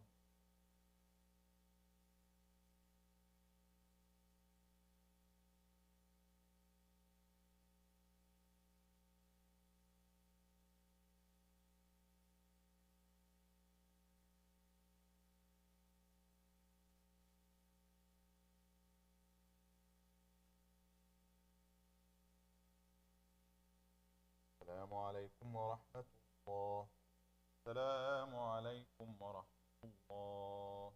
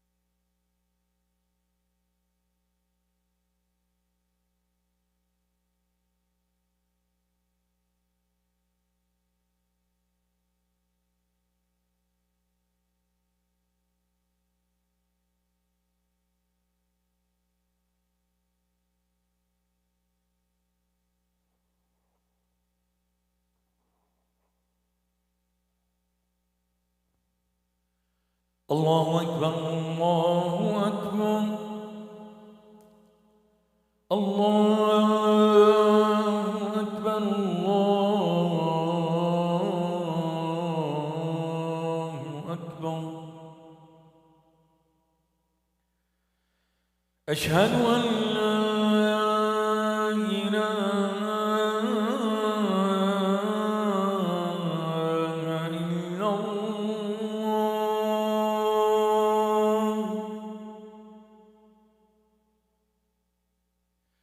أشهد أن لا إله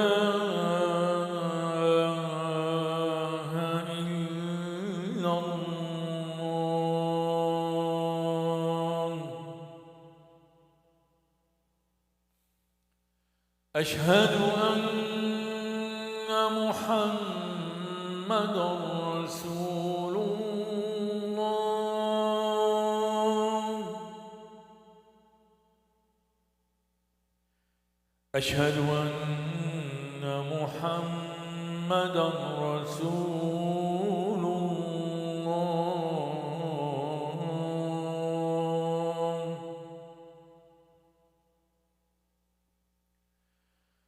حي على الصلاة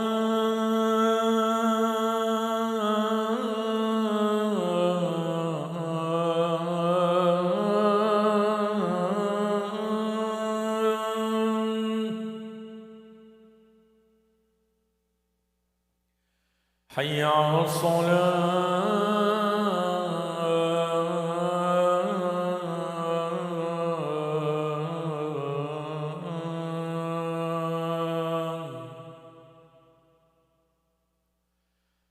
حي على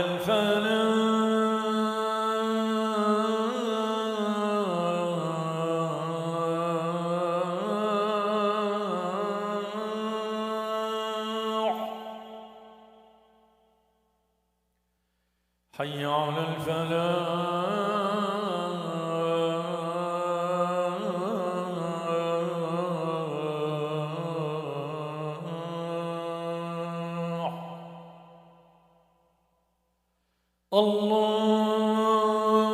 الله أكبر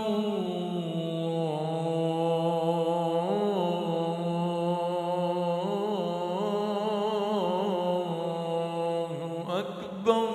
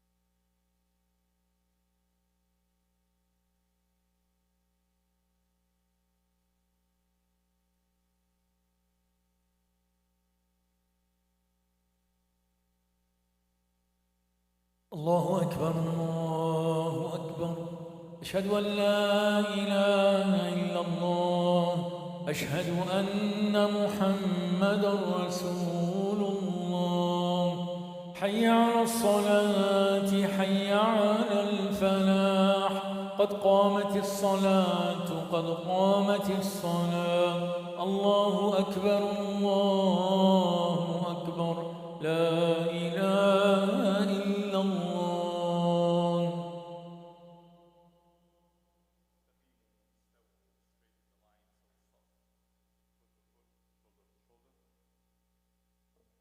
We will need 2 volunteers, one on the brother's side, one on the sister's side, mainly to wash for the kids. Can I have a sister on the sister's side, please? Somebody, one of the parents? Raise your hand if you want to be there watching us as we pray. We don't want anybody screaming or anything disturbing. One of the sisters, parents, any mother? I'm not going to start the salah before I get one. We don't want to start and then we have screaming all through. One mother, please. Thank you.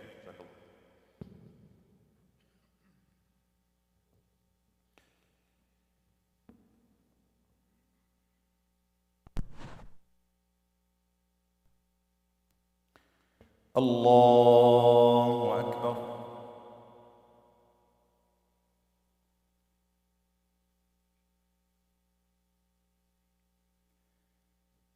بسم الله الرحمن الرحيم. الحمد لله رب العالمين الرحمن الرحيم مالك يوم الدين إياك نعبد وإياك نستعين اهدنا الصراط المستقيم صراط الذين أنعمت عليهم غير المغضوب عليهم ولا الضالين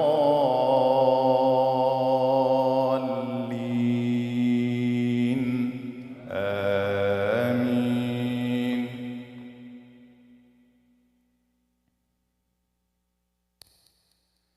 يا أيها الناس أنتم الفقراء إلى الله والله هو الغني الحميد إن يشأ يذهبكم ويأتي بخلق جديد وما ذلك على الله بعزيز ولا تزر وازرة وزر أخرى وإن تدع مثقلة إلى حملها لا يحمل منه شيء ولو كان ذا قربى إنما تنذر الذين يخشون ربهم بالغيب وأقاموا الصلاة ومن تزكى فإنما يتزكى لنفسه وإلى الله المصير وما يستوي الأعمى والبصير ولا الظلمات ولا النور ولا الظل ولا الحرور وما يستوي الأحياء ولا الأموات إن الله يسمع من يشاء وما أنت بمسمع من في القبور إن أنت إلا نذير إنا أرسلناك بالحق بشيرا ونذيرا وإن من أمة إلا خلا فيها نذير. الله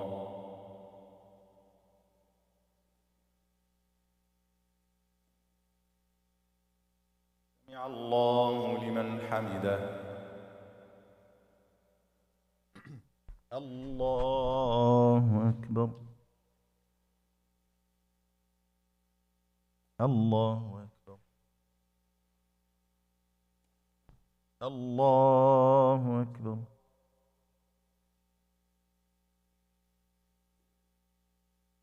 الله أكبر.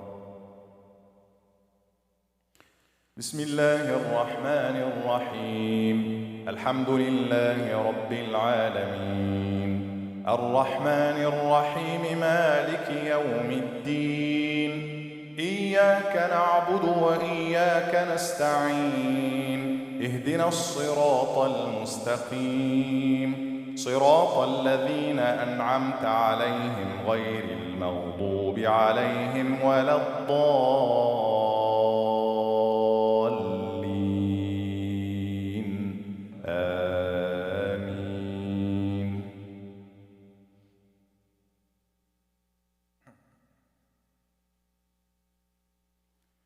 بسم الله الرحمن الرحيم. والليل إذا يغشى والنهار إذا تجلى وما خلق الذكر والأنثى إن سعيكم لشتى فأما من أعطى واتقى وصدق بالحسنى فسنيسره لليسرى وأما من بخل واستغنى وكذب بالحسنى فسنيسره للعسرى وما يغني عنه ماله إذا تردى إن علينا للهدى وإن لنا للآخرة والأولى فأنذرتكم نارا تلظى لا يصلاها إلا الأشقى الذي كذب وتولى وسيجنبها الأتقى الذي يؤتي ماله يتزكى وما لأحد عنده من نعمة تجزى إلا ابتغاء وجه ربه الأعلى ولسوف يرضى. الله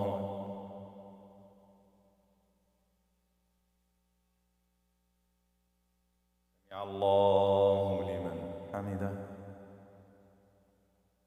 الله أكبر.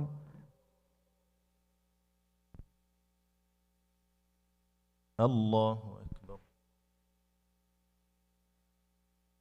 الله أكبر.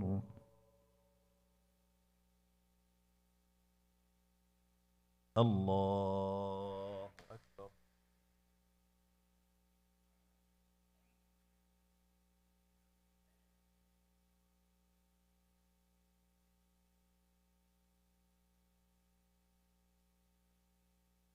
الله أكبر.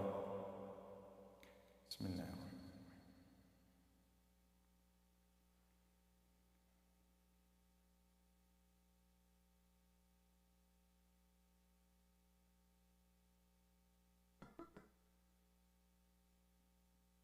الله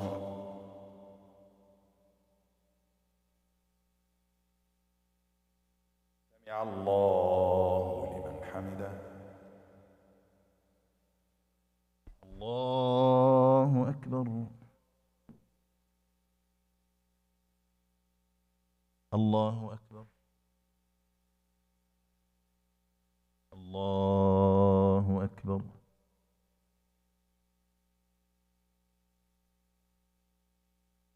الله أكبر. بسم الله.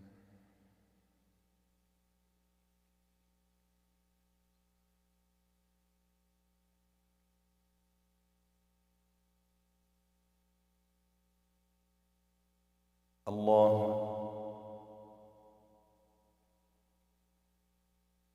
سمع الله لمن حمده. اللهم انصر الإسلام وعز المسلمين. اللهم انصر أهلنا المستضعفين في فلسطين. اللهم احقن دماءهم وتولى أمرهم يا رب العالمين. اللهم دافع عنهم بقوتك يا أرحم الراحمين. اللهم وحد صف المسلمين وارحم المستضعفين في كل مكان برحمتك يا أرحم الراحمين. وعليك بالظالمين فإنهم لا يعجزونك يا قوي يا متين. وصلى الله وسلم وبارك على سيدنا محمد وعلى آله وصحبه أجمعين. الله أكبر. الله أكبر. الله أكبر. الله.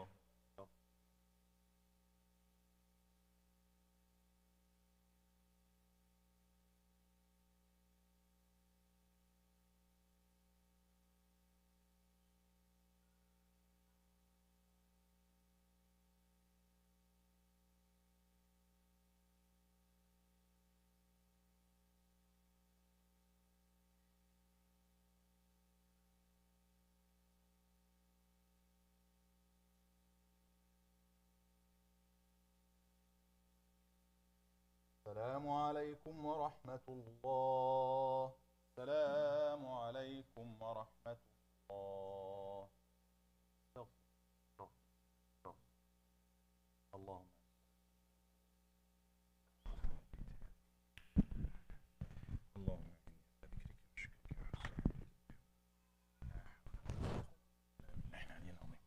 السلام عليكم ورحمة الله وبركاته. We'll do two interesting things tonight, inshallah. The first part is going to be Brother Yusuf, a policeman working with the sheriff office, right? Huh? The beach police for the last 8 or 9 years. He will talk to us about very important information that we might not be aware of. All of them have to do with security and order and stuff like this, inshallah. This time is going to be mild, inshallah. It's just educational. This is very relevant to the youth. You need to know what are the consequences of this action or that action. This is the first part, and we will do this for 10 to 15 minutes at maximum, inshallah. You can ask questions. Right after that, there will be, been requested to do this, we'll get Sister Hiba on the phone, and we will show the ballot for those who did not vote yet. And we will have an educational part as to what does this option mean. What does this option mean? To choose this, what amendment? We cannot tell you who to vote for, obviously, but we will explain to you what voting yes or voting no would mean, inshallah. So stick around. We will start right away with the first part, inshallah. Brother Yusuf.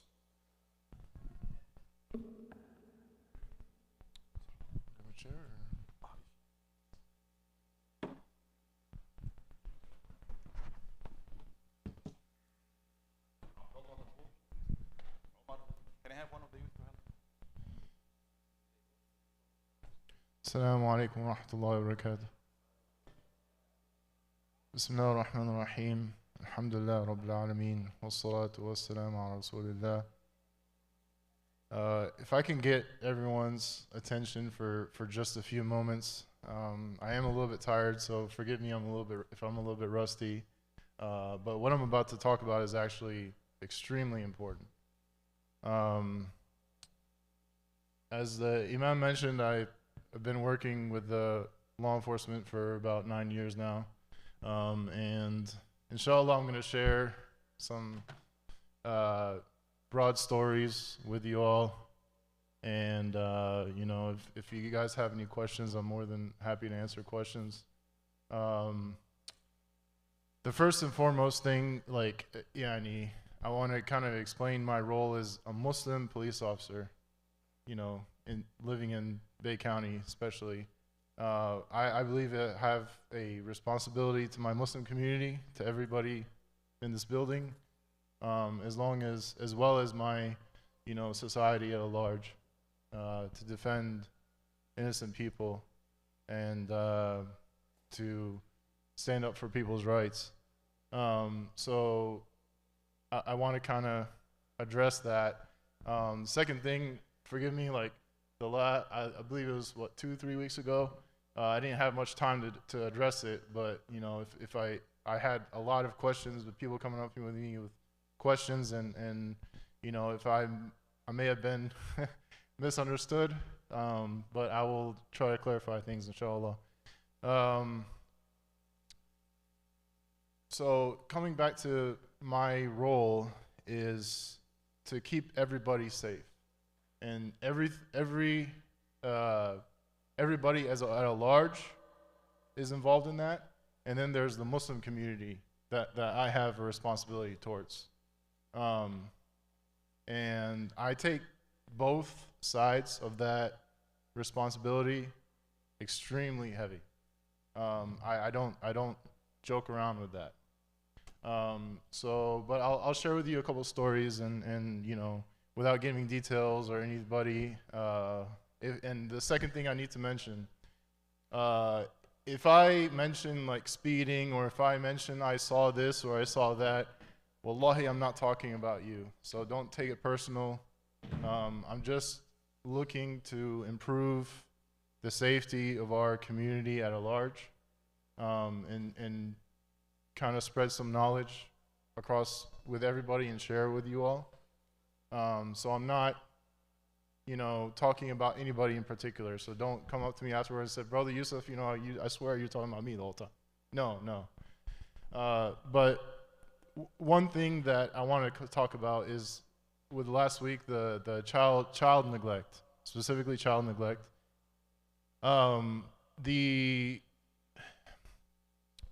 So with child neglect, it's failure to supervise, or a failure to provide care, or, you know, I've seen many times small children running around in the parking lots, running around outside, going out, you know, sometimes all the way out to the street or even in the street. And I don't know where their parents are, you know, or let alone who their parents might be. But it really scares me because, to give you a little bit of a background, I actually spent a few years working in what we call in the police field traffic homicide investigations, which is traffic homicide investigations with THI, which is involved with traffic crashes specifically. And I'm going to talk to you guys a little bit about that, and it's going to tie into everything that with traffic, inshallah. So what happens with a car? So let me ask you guys this: racing. The term racing. What comes to your mind when you hear the term racing? Need for Speed, right? Speed, sure. How many cars are needed for me? By the way, racing is criminal in the state of Florida. You go to jail for it. How many cars are required to be involved in a case for me to put somebody in jail for racing? One car. So racing, actually, and I'll tell you a brief story without mentioning names. There was a young Muslim brother from Egypt that thought it would be a good idea to do burnouts and donuts in a parking lot. Unfortunately for this young brother, I saw him, and he went to jail for it. And I really want to tell you guys this because it hits home for me to have to arrest another Muslim, because we are supposed to be the examples for society. We're supposed to be setting the standard. We're supposed to be being the good examples, not going out and doing donuts and burnouts in the parking lot. Okay? So yeah, that falls under the statute for racing. So anything involving, you know, an exhibition of speed, what we call exhibition of speed, doing a burnout, okay, doing donuts, okay. And I'm going to share with you a very brief story. A little bit back when I first got hired, actually, I actually witnessed a motorcycle crash. I mean, I watched it happen. And this particular motorcycle crash, the driver, male driver, was giving a ride to a female passenger. The female passenger passed away. I started doing CPR on her right when I was on the scene, and I'd started doing CPR. She passed away. The male was by the way, to backtrack, he was actually accelerating with his motorcycle. I heard it and watched the crash unfold, okay?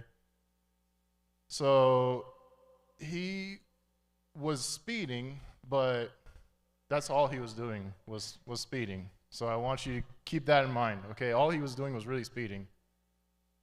But he was involved in a crash, and so we had the traffic homicide investigations would go out and do their work, and you know, we arrested him for vehicular manslaughter. Manslaughter means an accidental murder, okay? So he went to prison for about 15 years.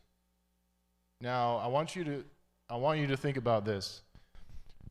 Had he not been in a crash, the only thing that, the very most that he would have walked away from that scene would be a $165 ticket. But because he was in a crash that ended somebody's life, he went to prison for 15 years.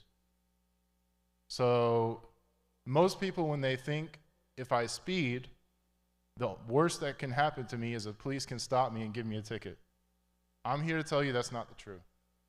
Because we in law enforcement, we have ways to download, we do these all the time, where we download the vehicle. Your vehicle actually has a brain, and we can connect to that brain and download the information from it, and we can know not only how fast you were going, we can know how much pressure you applied on your brakes, when you applied your pressure on your brakes, how much steering input you put in your vehicle. We know all that. We have very good people that come out and reconstruct the crash and tell us exactly what happened to put together the crash for court. So if you think that the worst case scenario might be just a speeding ticket, no, it's not the worst case scenario. Because if you kill somebody, it's not going to be a speeding ticket. It's going to be the rest of your life. Auzubillah. So I want you guys to put that in your mind, you know, especially with the youth. You know, this young man, his family comes up to me afterwards, and I actually do feel bad for him. You know, telling that he wants to study be a dentist, and this is going to affect his career, which it is. But if he would have came up to me beforehand, before he decided to do the donuts and spinning around and all that and play with the car, I would have given him my advice from that point. But because I saw him and caught him afterwards, now I cannot help you. Now you will go to jail. And unfortunately, he probably ruined his career because of that. So for my young youth, I want you guys to think about the consequences of especially driving, because you can lose your license, you can, you know, spend time in jail, or even worse, you can kill somebody, and nobody can help you at that point. And you'll be stuck with that for your entire life.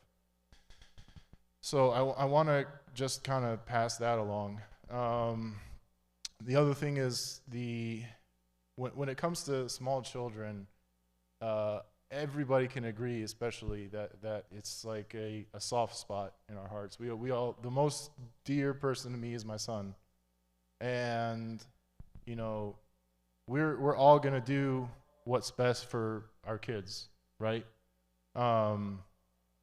So we have a responsibility, especially I have a responsibility as a police officer, teachers and etc. We have a responsibility that if we know about a crime to a child, we are required to investigate it. Required to investigate it. And I promise you, I'm going to do my part to investigate it. And it's nothing, I apologize if I seem, you know, straightforward on it, but to the point, if there's any reason, like coming to whether it's, you know, harming a child or neglect or coming to the traffic crash, if there's any reason that your negligence or somebody's negligence, whether it was speeding or texting and driving, that's a big one, because I promise you with traffic homicides, we're going to get a hold of your phone. We're going to find out if you were texting and driving. All that stuff, you know, drugs, marijuana, you name it. We're going to find out about it. And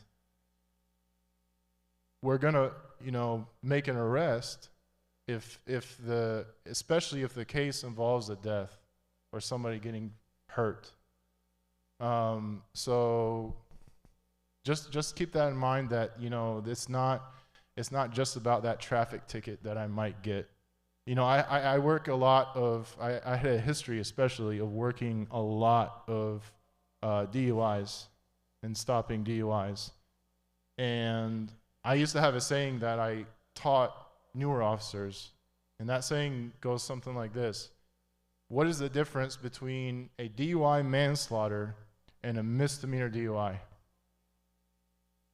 Can anyone tell me? One police officer made a traffic stop. That's the only difference between a misdemeanor DUI and a DUI manslaughter.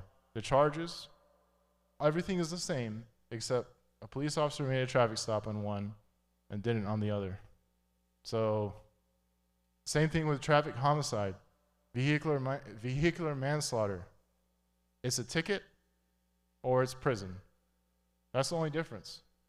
You know, one is if you're involved, a'udhu billah, in a crash and you did nothing wrong, please call me and I'll do everything I can to help you. But if you did something wrong, I'm the last person you want to see. That's you know, just some things to keep in mind.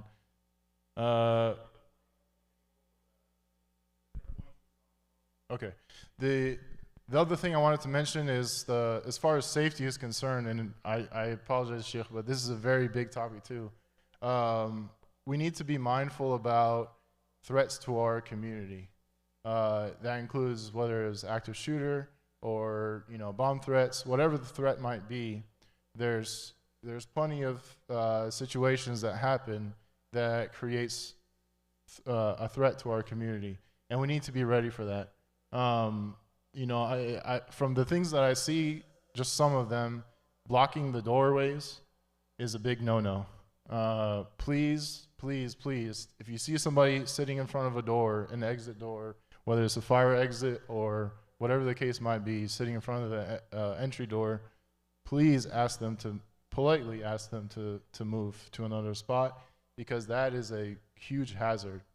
And it can cause a lot of people to get hurt in an emergency situation.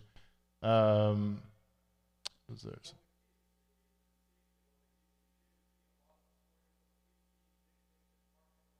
Yes.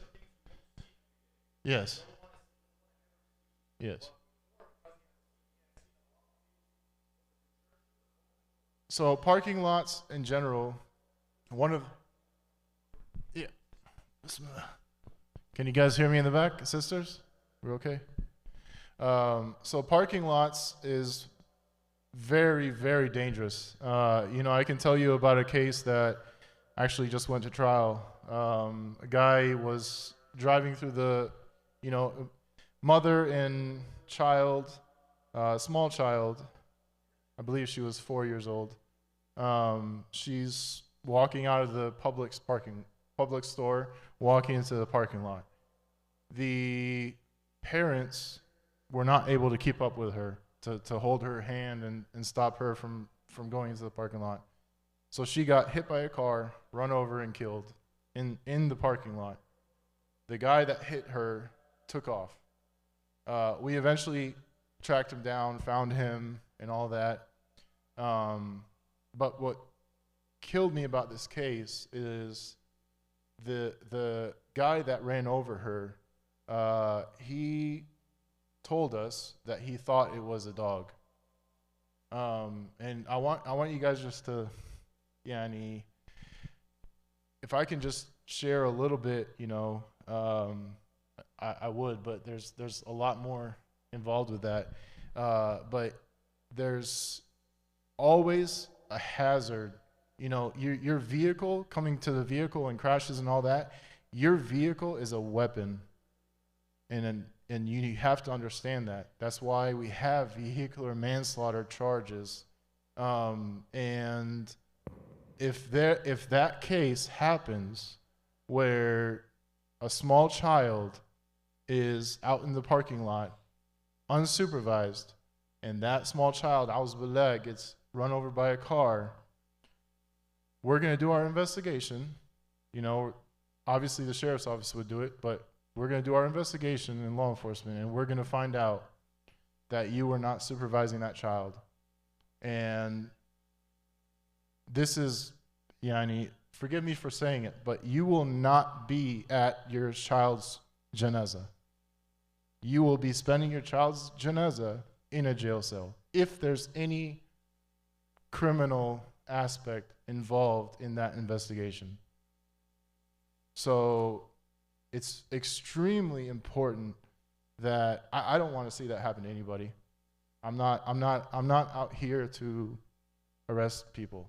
That's not what I want to do. Couple of things, Yusuf, if you don't mind. Brothers, we're not talking about, crimes and crime scenes. These, I personally have seen here in our community, very close calls. We received a text from a brother who is sitting here who said as recent as last week or a few days ago, his daughter almost picked a child from behind the car under the wheels, almost. So we have close calls, ya ahbabi. Two things. If you have kids, we need to make sure that we teach them and we are with them and we supervise them. Two, car, especially at night, with all the backup cameras and everything, please be extremely careful. We love to have the kids, and you see, this is a beauty. Even though I'm, the one who is giving rules all the time, but that's a beautiful thing to see all the kids around. And if you step outside now, they are all around. So be extremely careful, especially when you're backing up. That's two. Three, youth. You don't know how much I love speed. I'm a sprinter. I used to pray the 100 meters. I love speed more than any one of you. But please, it kills. Some older brothers here who drive motorcycle, they get to the motorcycle, please, ya ahbab, easy. Your nice cars and stuff, find a racetrack, go to maybe Daytona or something, or do we have any racetracks here? Get all the power outside, but not in the parking lot, not in the streets. You would ruin somebody's family's life, whole family's life, and your life as well. This is close calls. Did you post something on the group, ya akhi, the other day? صح? So close calls, ya ahbab. Yusuf. Yeah. So it really is no joke. I've seen it happen, and if I can share with you the saying that I hear the most from these families is, I didn't think that would happen to me.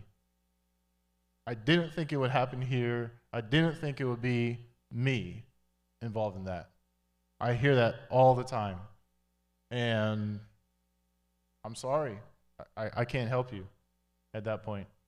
And I just want to share that. And it's very, very critical that we supervise our kids. We're careful about our driving. If you speed, like I said, the worst case scenario is you end up in prison. Okay? It's not a ticket. Get the ticket out of your head. Because I've given plenty of tickets, I've given plenty of warnings. Just get the ticket out of your head. That's not what the worst case scenario that's going to happen to you. If you're texting and driving, it's not the worst case scenario to get a ticket. That's the best case scenario. The worst case scenario is, like I said, like what happened to the guy I watched, you end up in prison. So just keep that in mind.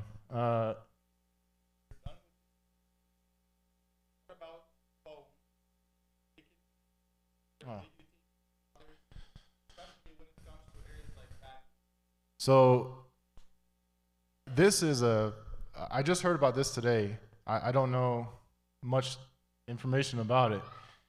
But if it involves a child, like I said in the beginning, I am required to report it. We're gonna get the Department of Children and Families out here.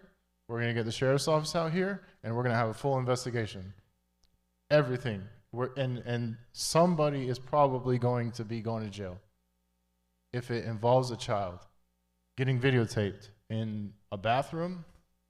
That's not okay.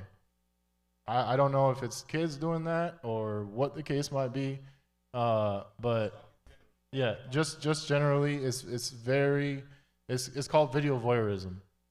Video voyeurism.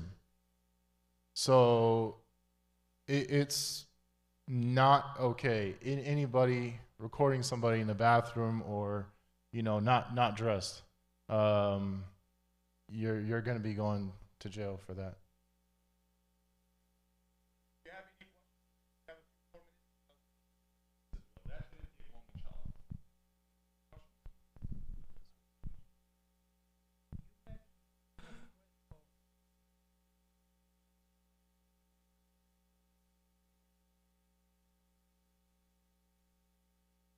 This is a real threat, and I was wondering if you have any idea about what mitigating measures that we can take in order to mitigate that risk. Carry a gun. Carry a gun. You have a right to carry a gun. That's the short answer. There's a long answer, but I don't know if Imam's going to give me permission to continue. So the question is that when I mentioned about active shooters, what is the best way to mitigate the risk of active shooters, taking out victims? And the short answer is to carry a gun, as long as you're legally allowed to carry a gun. Now, I'm not going to get involved in the board conversation and all that. That's not up to me. But yeah, just 1 second, brother. But as long as you're legally allowed to carry a gun, the statistics show that the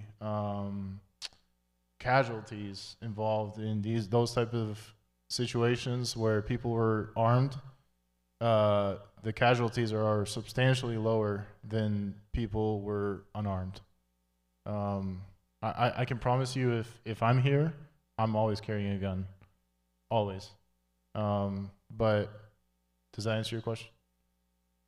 More or less, but I mean, what difference is it going to make if someone has a bomb and throw it? That's just, I mean, how is carrying a gun? So a bomb threat would be different. I thought you were mentioning active shooter. I apologize. Bomb threat would be a completely different story, actually, obviously. But that would be just, obviously, if you cannot fight, then find a way to escape. And that's coming back to the whole point of the fire exits. Those fire exits are very important to keep those clear of any chairs. People sitting in front of the fire exits need to be cleared. But that's one thing that is you can do to if you cannot fight, then you flee.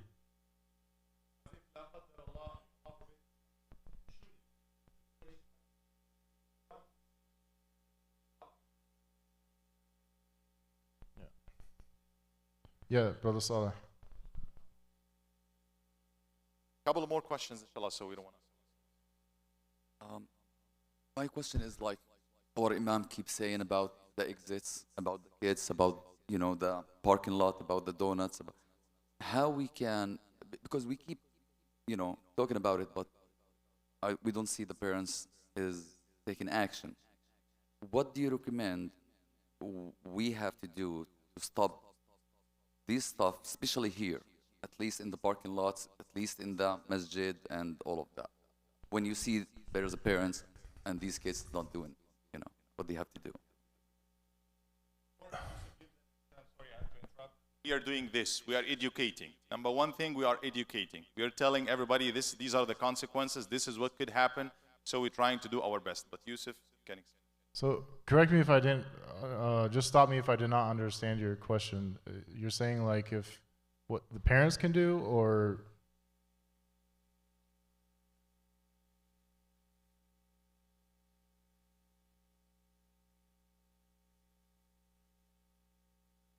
the parents just have to talk to the kids.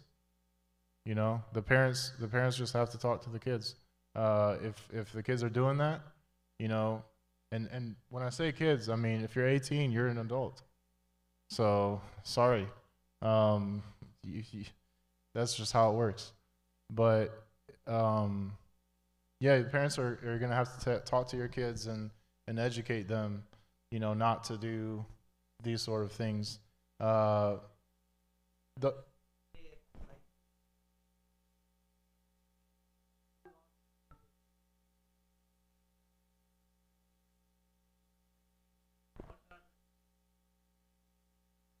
That's where the child neglect comes into play.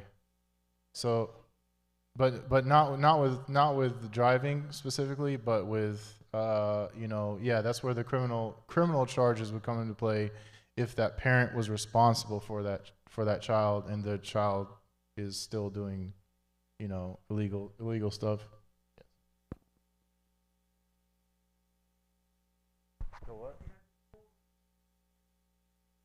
More lighting outside, a play zone area. I don't know the Organize answer. the parking lot. Is the board doing something about it other than just presenting the speech?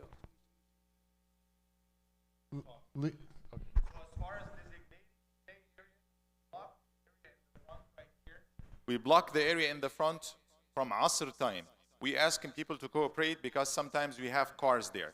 We're trying to leave this whole area blocked for the kids. From last week, I started telling people no motorized vehicles, scooters and stuff. And actually tonight I saw somebody with a scooter, motorized scooter, and I asked him, no, this is not allowed here because I have seen a case a couple of weeks ago, somebody hit a child. So we're trying to do what we can, but cannot police everybody. Yusuf.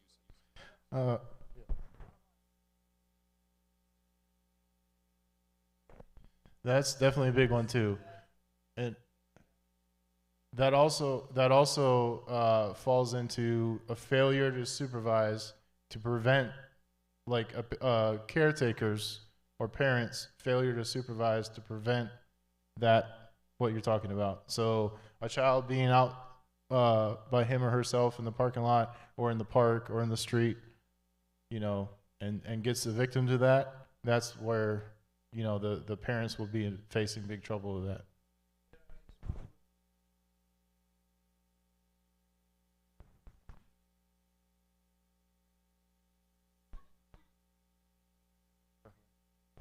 Yeah, definitely. Yeah, kids, please, if you see a stranger, you know, come to me or come to any adult. But if I understand your question, are you talking about like what parents should teach the kids, or what we?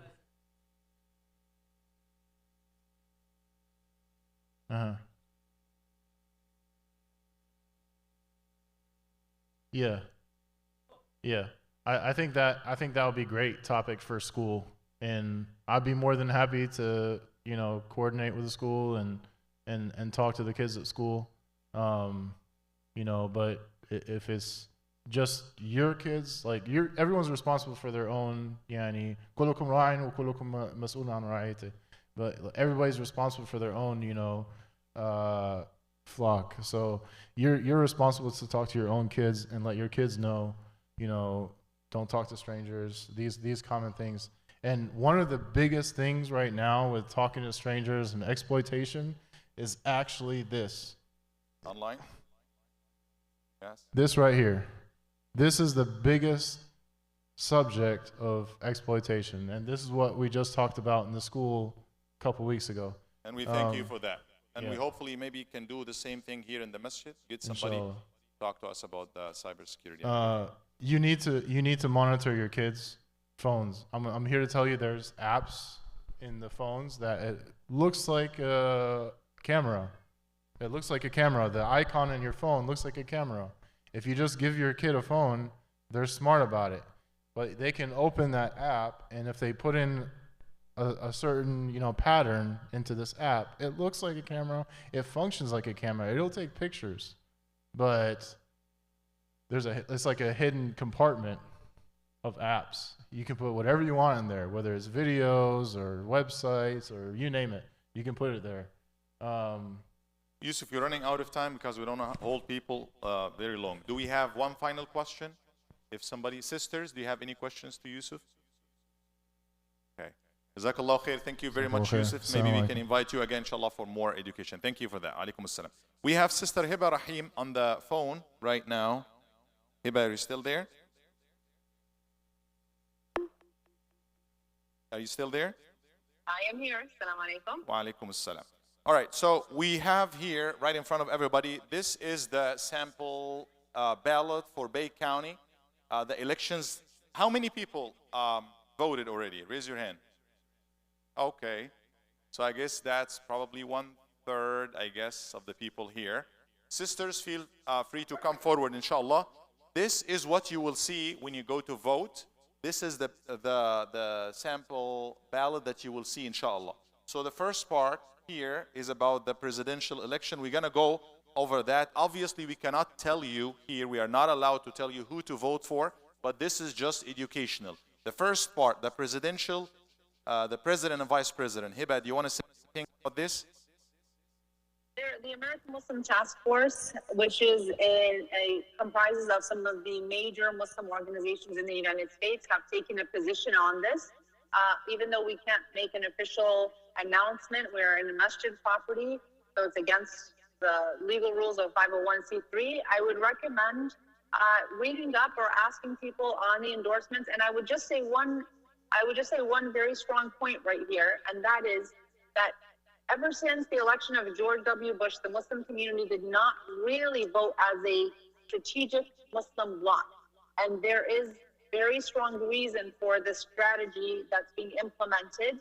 And so I would strongly recommend voting as a Muslim bloc so that we can then say what our influence is with a degree of accuracy. Thank you. I can add to this that everybody knows Donald Trump, when he was president, he is the one who approved Al-Quds, Jerusalem, to be the state of Israel. This is clear. That's what he decided. I can tell you, the capital, what did I say? The state, the capital. The Democrats, we have seen them for the past 4 years and everything unfolding under their reign. So this is clear. Now, the rest of the guys, you know, I don't even know the names, but we know Jill Stein from the Green. We know Colonel West, but we cannot tell you who to vote for. Next one. But Jill Stein, I want to add something that Yes. Jill Stein is one of the only ones that actually has a good foreign policy against selling weapons to Israel and stuff like that. You know, I just wanted to say, you know, about her. She mentioned publicly that she is against war. She is for ceasefire. And she has really good internal policy also for the U.S. Okay, next one, the representative in Congress, District 2. We are at District 2. Neil Dunn and Yen Bailey. Yen Bailey, if you guys remember, Neil Dunn, since many years ago, was, you know, he's a Republican candidate who has very right-leaning Republican views. Conservatively, financially, some people find him favorable. Immigration-wise, he's very strict. He came out in support of Trump's Muslim ban. He said a very direct quote that he said that terrorists use the immigration policies as a Trojan horse to enter the United States and kill Americans, at which point there was a big drive against him to call him out for these claims, which don't reflect the strict immigration policies that were in policy at that time. So depending on if you view him favorably for his conservative financial benefit, or if you view him for his anti-justice or not very justice-aligned perspectives, you can decide to vote for him or not to vote for him. Yen Bailey is new on the scene. It's important to look at a person's campaign financing. It's important to look at a person's district. Organizationally, sometimes we can't endorse, and we don't endorse a person if their electability is very poor. You have to make a decision as a voter if you want to give your vote to somebody just for the sake of supporting a pro-justice candidate, or if you want to leave it blank as a protest position to a race that you can't actually viably support either candidate. Okay, so we know he voted for the ban of the immigrants during Trump's era, right? He voted for the ban. Kneel down. And are you aware of him voting for anything, for any of these bills pro-Israel? So yeah, he has a very strong pro-Israeli stance. He's supported, as of all of the Republicans, all the funding, the arms sales, the supplementary funding to Israel. He supported all of those things. So as far as Israel is concerned, he is staunchly pro-Israeli, and he makes that very clear on his campaign website and on his elected official website. Okay, so we were talking about kneel down. The next one is State Representative District 6. Which district are we?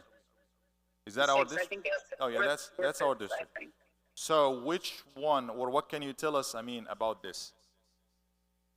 So this representative, I don't know him personally, but his voting record is very, again, along Republican lines. He does not have a very strong position pro-Israel. He doesn't have a lot of comments, or I didn't see anything in any of my research that showed a super staunch position. Maybe just he votes along Republican lines, but other than that, he doesn't go out of his way to make positions, which is important to note. He does have a very right-wing Republican agenda with issues regarding the death sentence. For example, he voted to lessen the number of jurors required for a unanimous death sentence. He also voted to lower the age of necessary to buy a gun from 21 to 18 and to remove background checks. He voted to remove things like diversity, equity, and inclusion from public school institutions, from any public settings, so that making it not necessary for, not a necessary requirement for individuals and institutions, for their teachers and staff. Okay. A very typical right wing, but then his opponent, Jerry, I think, was that his opponent's name? Jerry White, I think. It's, again, like I said, when you're looking in these races, you want to make sure your vote matters. So look at the person's campaign. In my research of this person's campaign, it's very poorly funded. There's not a lot of presence, and sometimes you can have a good candidate that doesn't have a serious race. And you need to ask yourself, do I want to give my vote to a candidate who may be a justice candidate, may be a good person, maybe Hiba is a good person, but I have no race. I'm not very active, and also I'm in a very red or very blue district. So you want to take those into considerations, and sometimes it's okay not to vote in a race if you have two candidates who are not promising. Okay, I think we skipped one, which is the United States Senator, Rick Scott, we have 4 others. So what can you say? And we're looking for a brief. I'm sorry, Hiba, if it can be a little bit brief. I'll be much shorter. First of all, again, don't be afraid not to vote in a race. I'm only going to speak to Rick Scott. Rick Scott is incredibly Zionist, and so is Debbie. They're both very staunchly pro-Israel supporters. Both of them have stood in everything, on every aspect that is pro-Israel and anti-Palestine. And if you're not only strictly thinking about overseas international issues, then locally, Rick Scott supported the stopping the BDS movement. He wanted to stop expressions that would count under freedom of speech that would allow students to protest freely. So he stood in a position to stop those types of movements. Do you know amongst the candidates who is pro-Palestine or pro against war in general or for ceasefire? I don't know for the other one. Okay, I can comment on that. Yeah, I don't know. We only looked at the primary contenders. So Okay, I can Yahya. comment on that. We have Fina Bonan. She's the one, she wants the tax money to stay in the US. She's against sending any money or any aid outside the US, whether it's military or non-military, and it wants the money to stay and fix the US. So that's about Fina Bonan.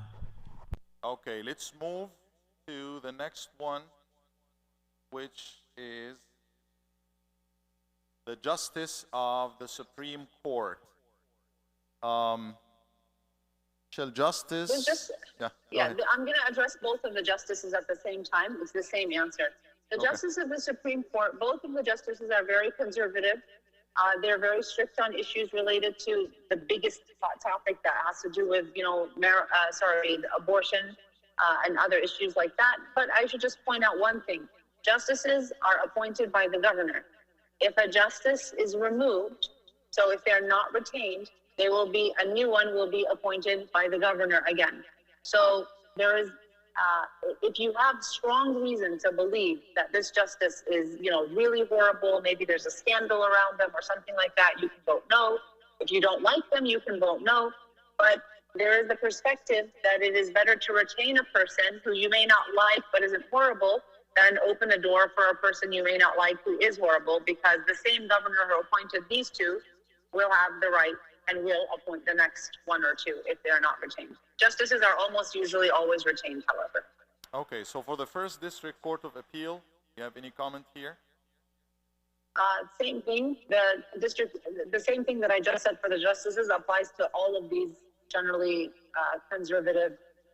Okay, let's. I can guide you to the voter guide, because we did not take a position on these races, but there's information for the First District Court of Appeals. There's only one judge who I remember who is very pro-LGBTQ, and if that's important to you, then I can't remember which district he's from, but it's in our voter guide. Okay, quickly, for number one, constitutional amendment. What can you tell us? What does yes mean versus no for the first one? This is a really important one. And we can tell you, I would recommend a no vote. A yes vote means that now the partisan elections, when you go to vote, the ballot has the candidate name and the party that they belong to. Except certain races, like school board races, don't have partisan affiliation. They are non-partisan races. There was a movement that said, let's allow the candidates to put their partisan race, to list it, so that we know exactly what agenda they're coming with.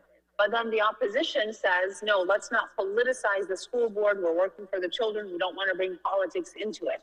So if you vote yes, it will allow for candidates running for school board to run under a political party, Democrat or Republican, or no party affiliation, third party.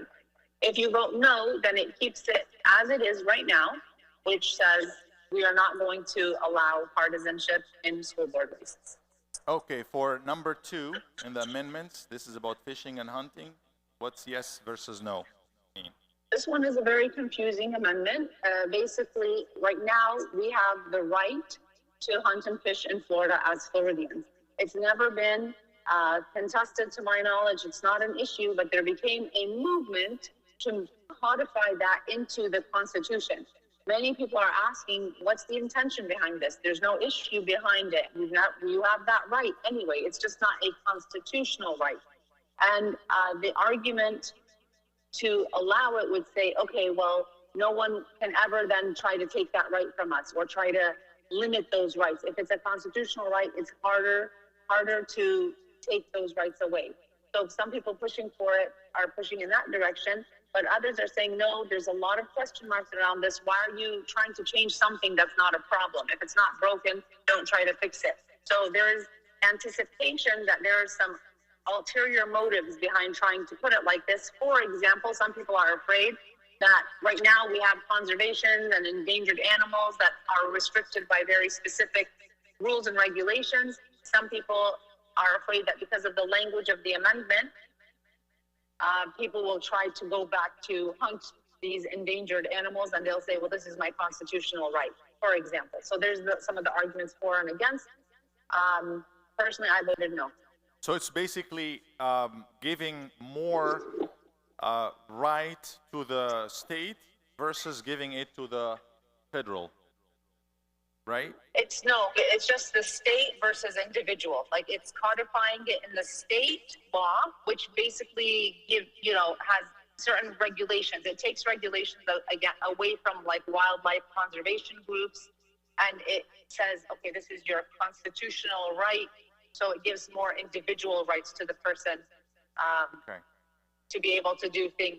But the language is very unclear, and a lot of people, especially conservationists, wildlife, experts, said they're not comfortable with the liberties that it will allow a person to have. Okay, now for the next two amendments, and those are very controversial here. Number 3 and number 4. Number 3 about the adult personal use of marijuana, and number 4 about abortion. What would you say about 3? What's yes versus no mean?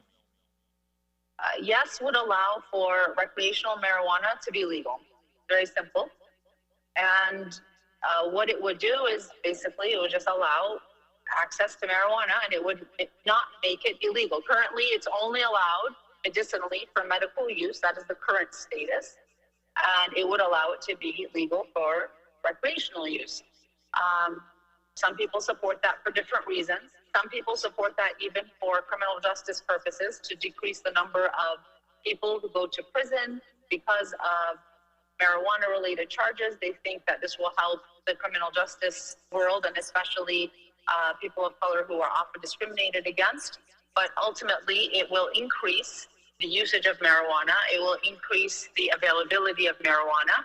And opponents say that if you have a broken criminal justice system, then you shouldn't try to fix it by creating a new problem for society.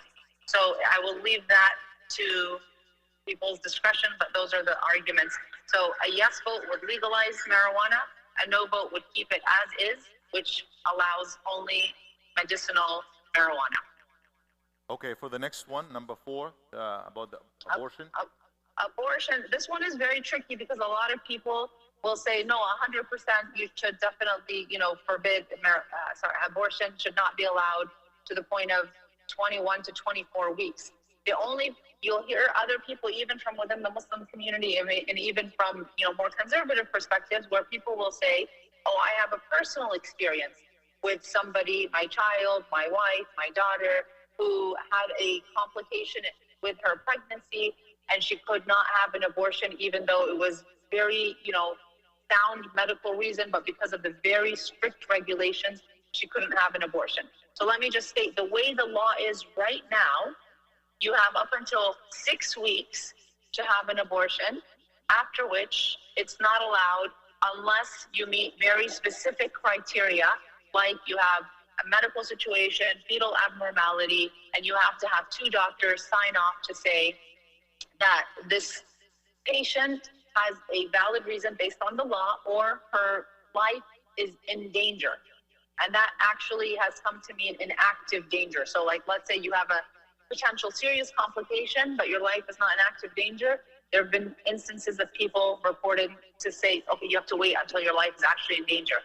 The law right now is very, very restrictive, but to my knowledge and in my extensive research, no one who is actually needed an abortion was not able to get it. They were just able to get it with great difficulty, and at the very worst case scenario, if people have the means, obviously they can leave to a state where they can get it. The laws right now are too strict and too difficult. They're not even aligned with Islamic principles.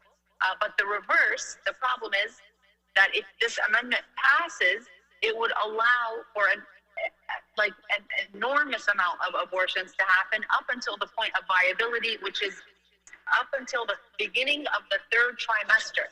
That is a very late point at which a person can have an abortion. It's the point right before a baby is fully formed, actually.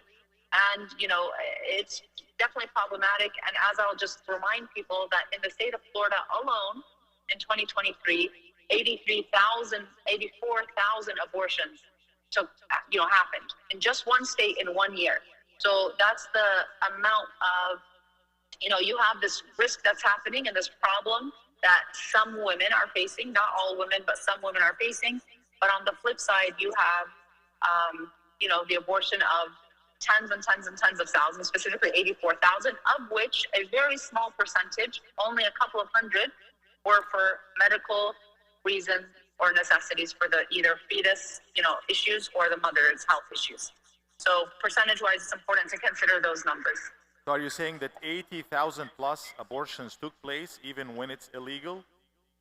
Or not easy No, to? when it was legal. When it was legal, that's the rate of abortion that Florida has, when it was legal. And that's why it was scaled back to 15 weeks, which was a generally, reasonable, according to a conservative perspective, reasonable point of restricting abortion. But then it was drawn further to 6 weeks, which made it, very unreasonable, because a lot of people don't even know they're pregnant at 6 weeks. And it made the rules very stringent. So again, this one is kind of like the marijuana. Yes, we have a problem with the system as it is now, but they are trying to fix it with creating a bigger problem. So it needs to be fixed, but in my opinion, not this way. Okay. And by the way, I'm giving my opinion on the ballot measures because that is okay, in this space. Ballot measures are different than voting for candidates. Okay, Hiba. What about number 5, the Constitutional Amendment, Article 6? Annual adjustment to the value the homestead. Yes. The homestead is very important, and especially relevant if you own a house. Basically, it says that, as we've all seen in the last few years, there's been incredible inflation. House values have gone up tremendously without reason. It's the same house, but next year it's worth, 30% more than it was before. So what it's saying is, if you have a house that's $100,000, and let's say you're paying, I'm just going to use quick numbers, if it's worth $125,000, then after homestead, which is either $25,000 or $50,000, you're paying, just to say 10%. So you're paying $10,000 tax. Then your house suddenly is worth $150,000 or $200,000. Then the amount of tax savings or the homestead exemption should increase to match the inflation that you're experiencing. A lot of people haven't been able to buy homes recently because the tax is too high, because the price is too high. So combined together, if this passes, it adds relief to the homeowner, and the homeowner can then save more money on their taxes, even in light of inflation. So this would be very, very good for homeowners. Then you might say, well, who in the world would oppose such a thing? The city opposed it because taxes go to the city, and the city is saying, well, this will take away from our parks and our other institutions. I would say you can manage your money better. I would say counties are now sending money over to Israel. I would investing there. I would say a lot of different things. But in general, if you are interested in your tax savings increasing, then I would vote yes for Amendment 5. Okay, what about number 6, about the campaign financing requirement? This is a very controversial one also. Basically, as it stands now, I'm going to summarize it, and anyone's welcome to call me for more explanation, but it is very, very complicated. As it stands right now, there's a certain amount of money from our taxes that goes into the Florida state budget that is then given to candidates who are running in statewide races, which is the governor, lieutenant governor, chief financial officer, commissioner of agriculture, and also statewide offices like Senate, state Senate, and state house. Okay, just those races, to my knowledge. So what happens is there's millions of dollars in this funding. Okay, and there's not a specific amount because it depends on other factors, so it changes. But it's tens of millions of dollars. So let's say I am running a campaign and I'm a grassroots person. I have no funding, I have no connections. You have to raise a certain amount of money, and then you can match it by the state funds. So many people say, no, let's go ahead and do this. Let's keep it. This is the way it is right now, is these funds are available on a matching system. You raise a certain amount of money, then to help improve your chances and your visibility and your fundraising, it's supposedly a way to help grassroots candidates bolster themselves and, win elections. So as I was studying this, I asked this very simple question. How much money are grassroots candidates taking from this pool? And how much money is Ron DeSantis taking, or Charlie Crist taking? Well, Ron DeSantis took almost $10 million from this money. Charlie Crist took $7 million, and grassroots candidates are taking pennies, relatively. So I asked another question. I asked this question to elected officials. Has there been any elected official who won a race because of the support they got from this general, fund, from our tax money? Nobody was able to answer this question. It seemed then that the majority of people who win these races win by a very, they take money from this pool, but they have access to huge, huge amounts of money, in which case it seems almost irrelevant. We're helping the wealthy with our tax money. This is going to help the already wealthy individuals, and the grassroots people who it's intended to help, it may help them a little bit in terms of visibility, but it's certainly not helping anybody, to my knowledge, in terms of electability. And so some people would say, no, let's keep supporting the grassroots effort. If you support that opinion, then you should vote yes. And if you feel like it's, very nice lip service and it sounds great to help individuals, but it's not actually impactful, then you should vote no. Okay, the last one, and we expect maybe 30-second comment on that if you like. 8 counties, 1/2 cent local government infrastructure sales tax, surtax. Yes or no? I did not read this, but I would generally say yes for these taxes to help with infrastructure. It's a small amount of money. So I didn't read any details about it, but if it's like the 1/2 cent taxes of the past, then it's just a small amount of money that comes out of, your wallet or your payments to help the infrastructure. And we know Bay County needs infrastructure. Okay. All right. Thank you very much. If anyone has read it and feels differently, then feel free to correct me. Again, I did not read the specific referendum. Okay. Do we have any questions related to this? All right. Shukran, Hiba. Thank you very much. Jazakallah khair. Please make sure you vote. We're studying the numbers today. Very important that we have, at least an 80% turnout rate. So please, it's the weekend. Make sure you vote. It's very, very important. We'll send out some messages, and I'll be following up to see how much Bay County Muslims voted. So please, let's have a strong turnout. Jazakumullah khair. Assalamu alaikum. Okay. Alaikum assalam. Jazakallah khair. Thank you. All right. Jazakumullah khair, brothers and sisters. Thank you very much. Barakallahu feekum. Please go out and vote, inshallah, when you can. It's open through the weekend, right? Yahya? Open in the weekend? Weekend, yeah. Yeah, check out, and if you can vote, go ahead and vote. I mean, if you can do it over the weekend.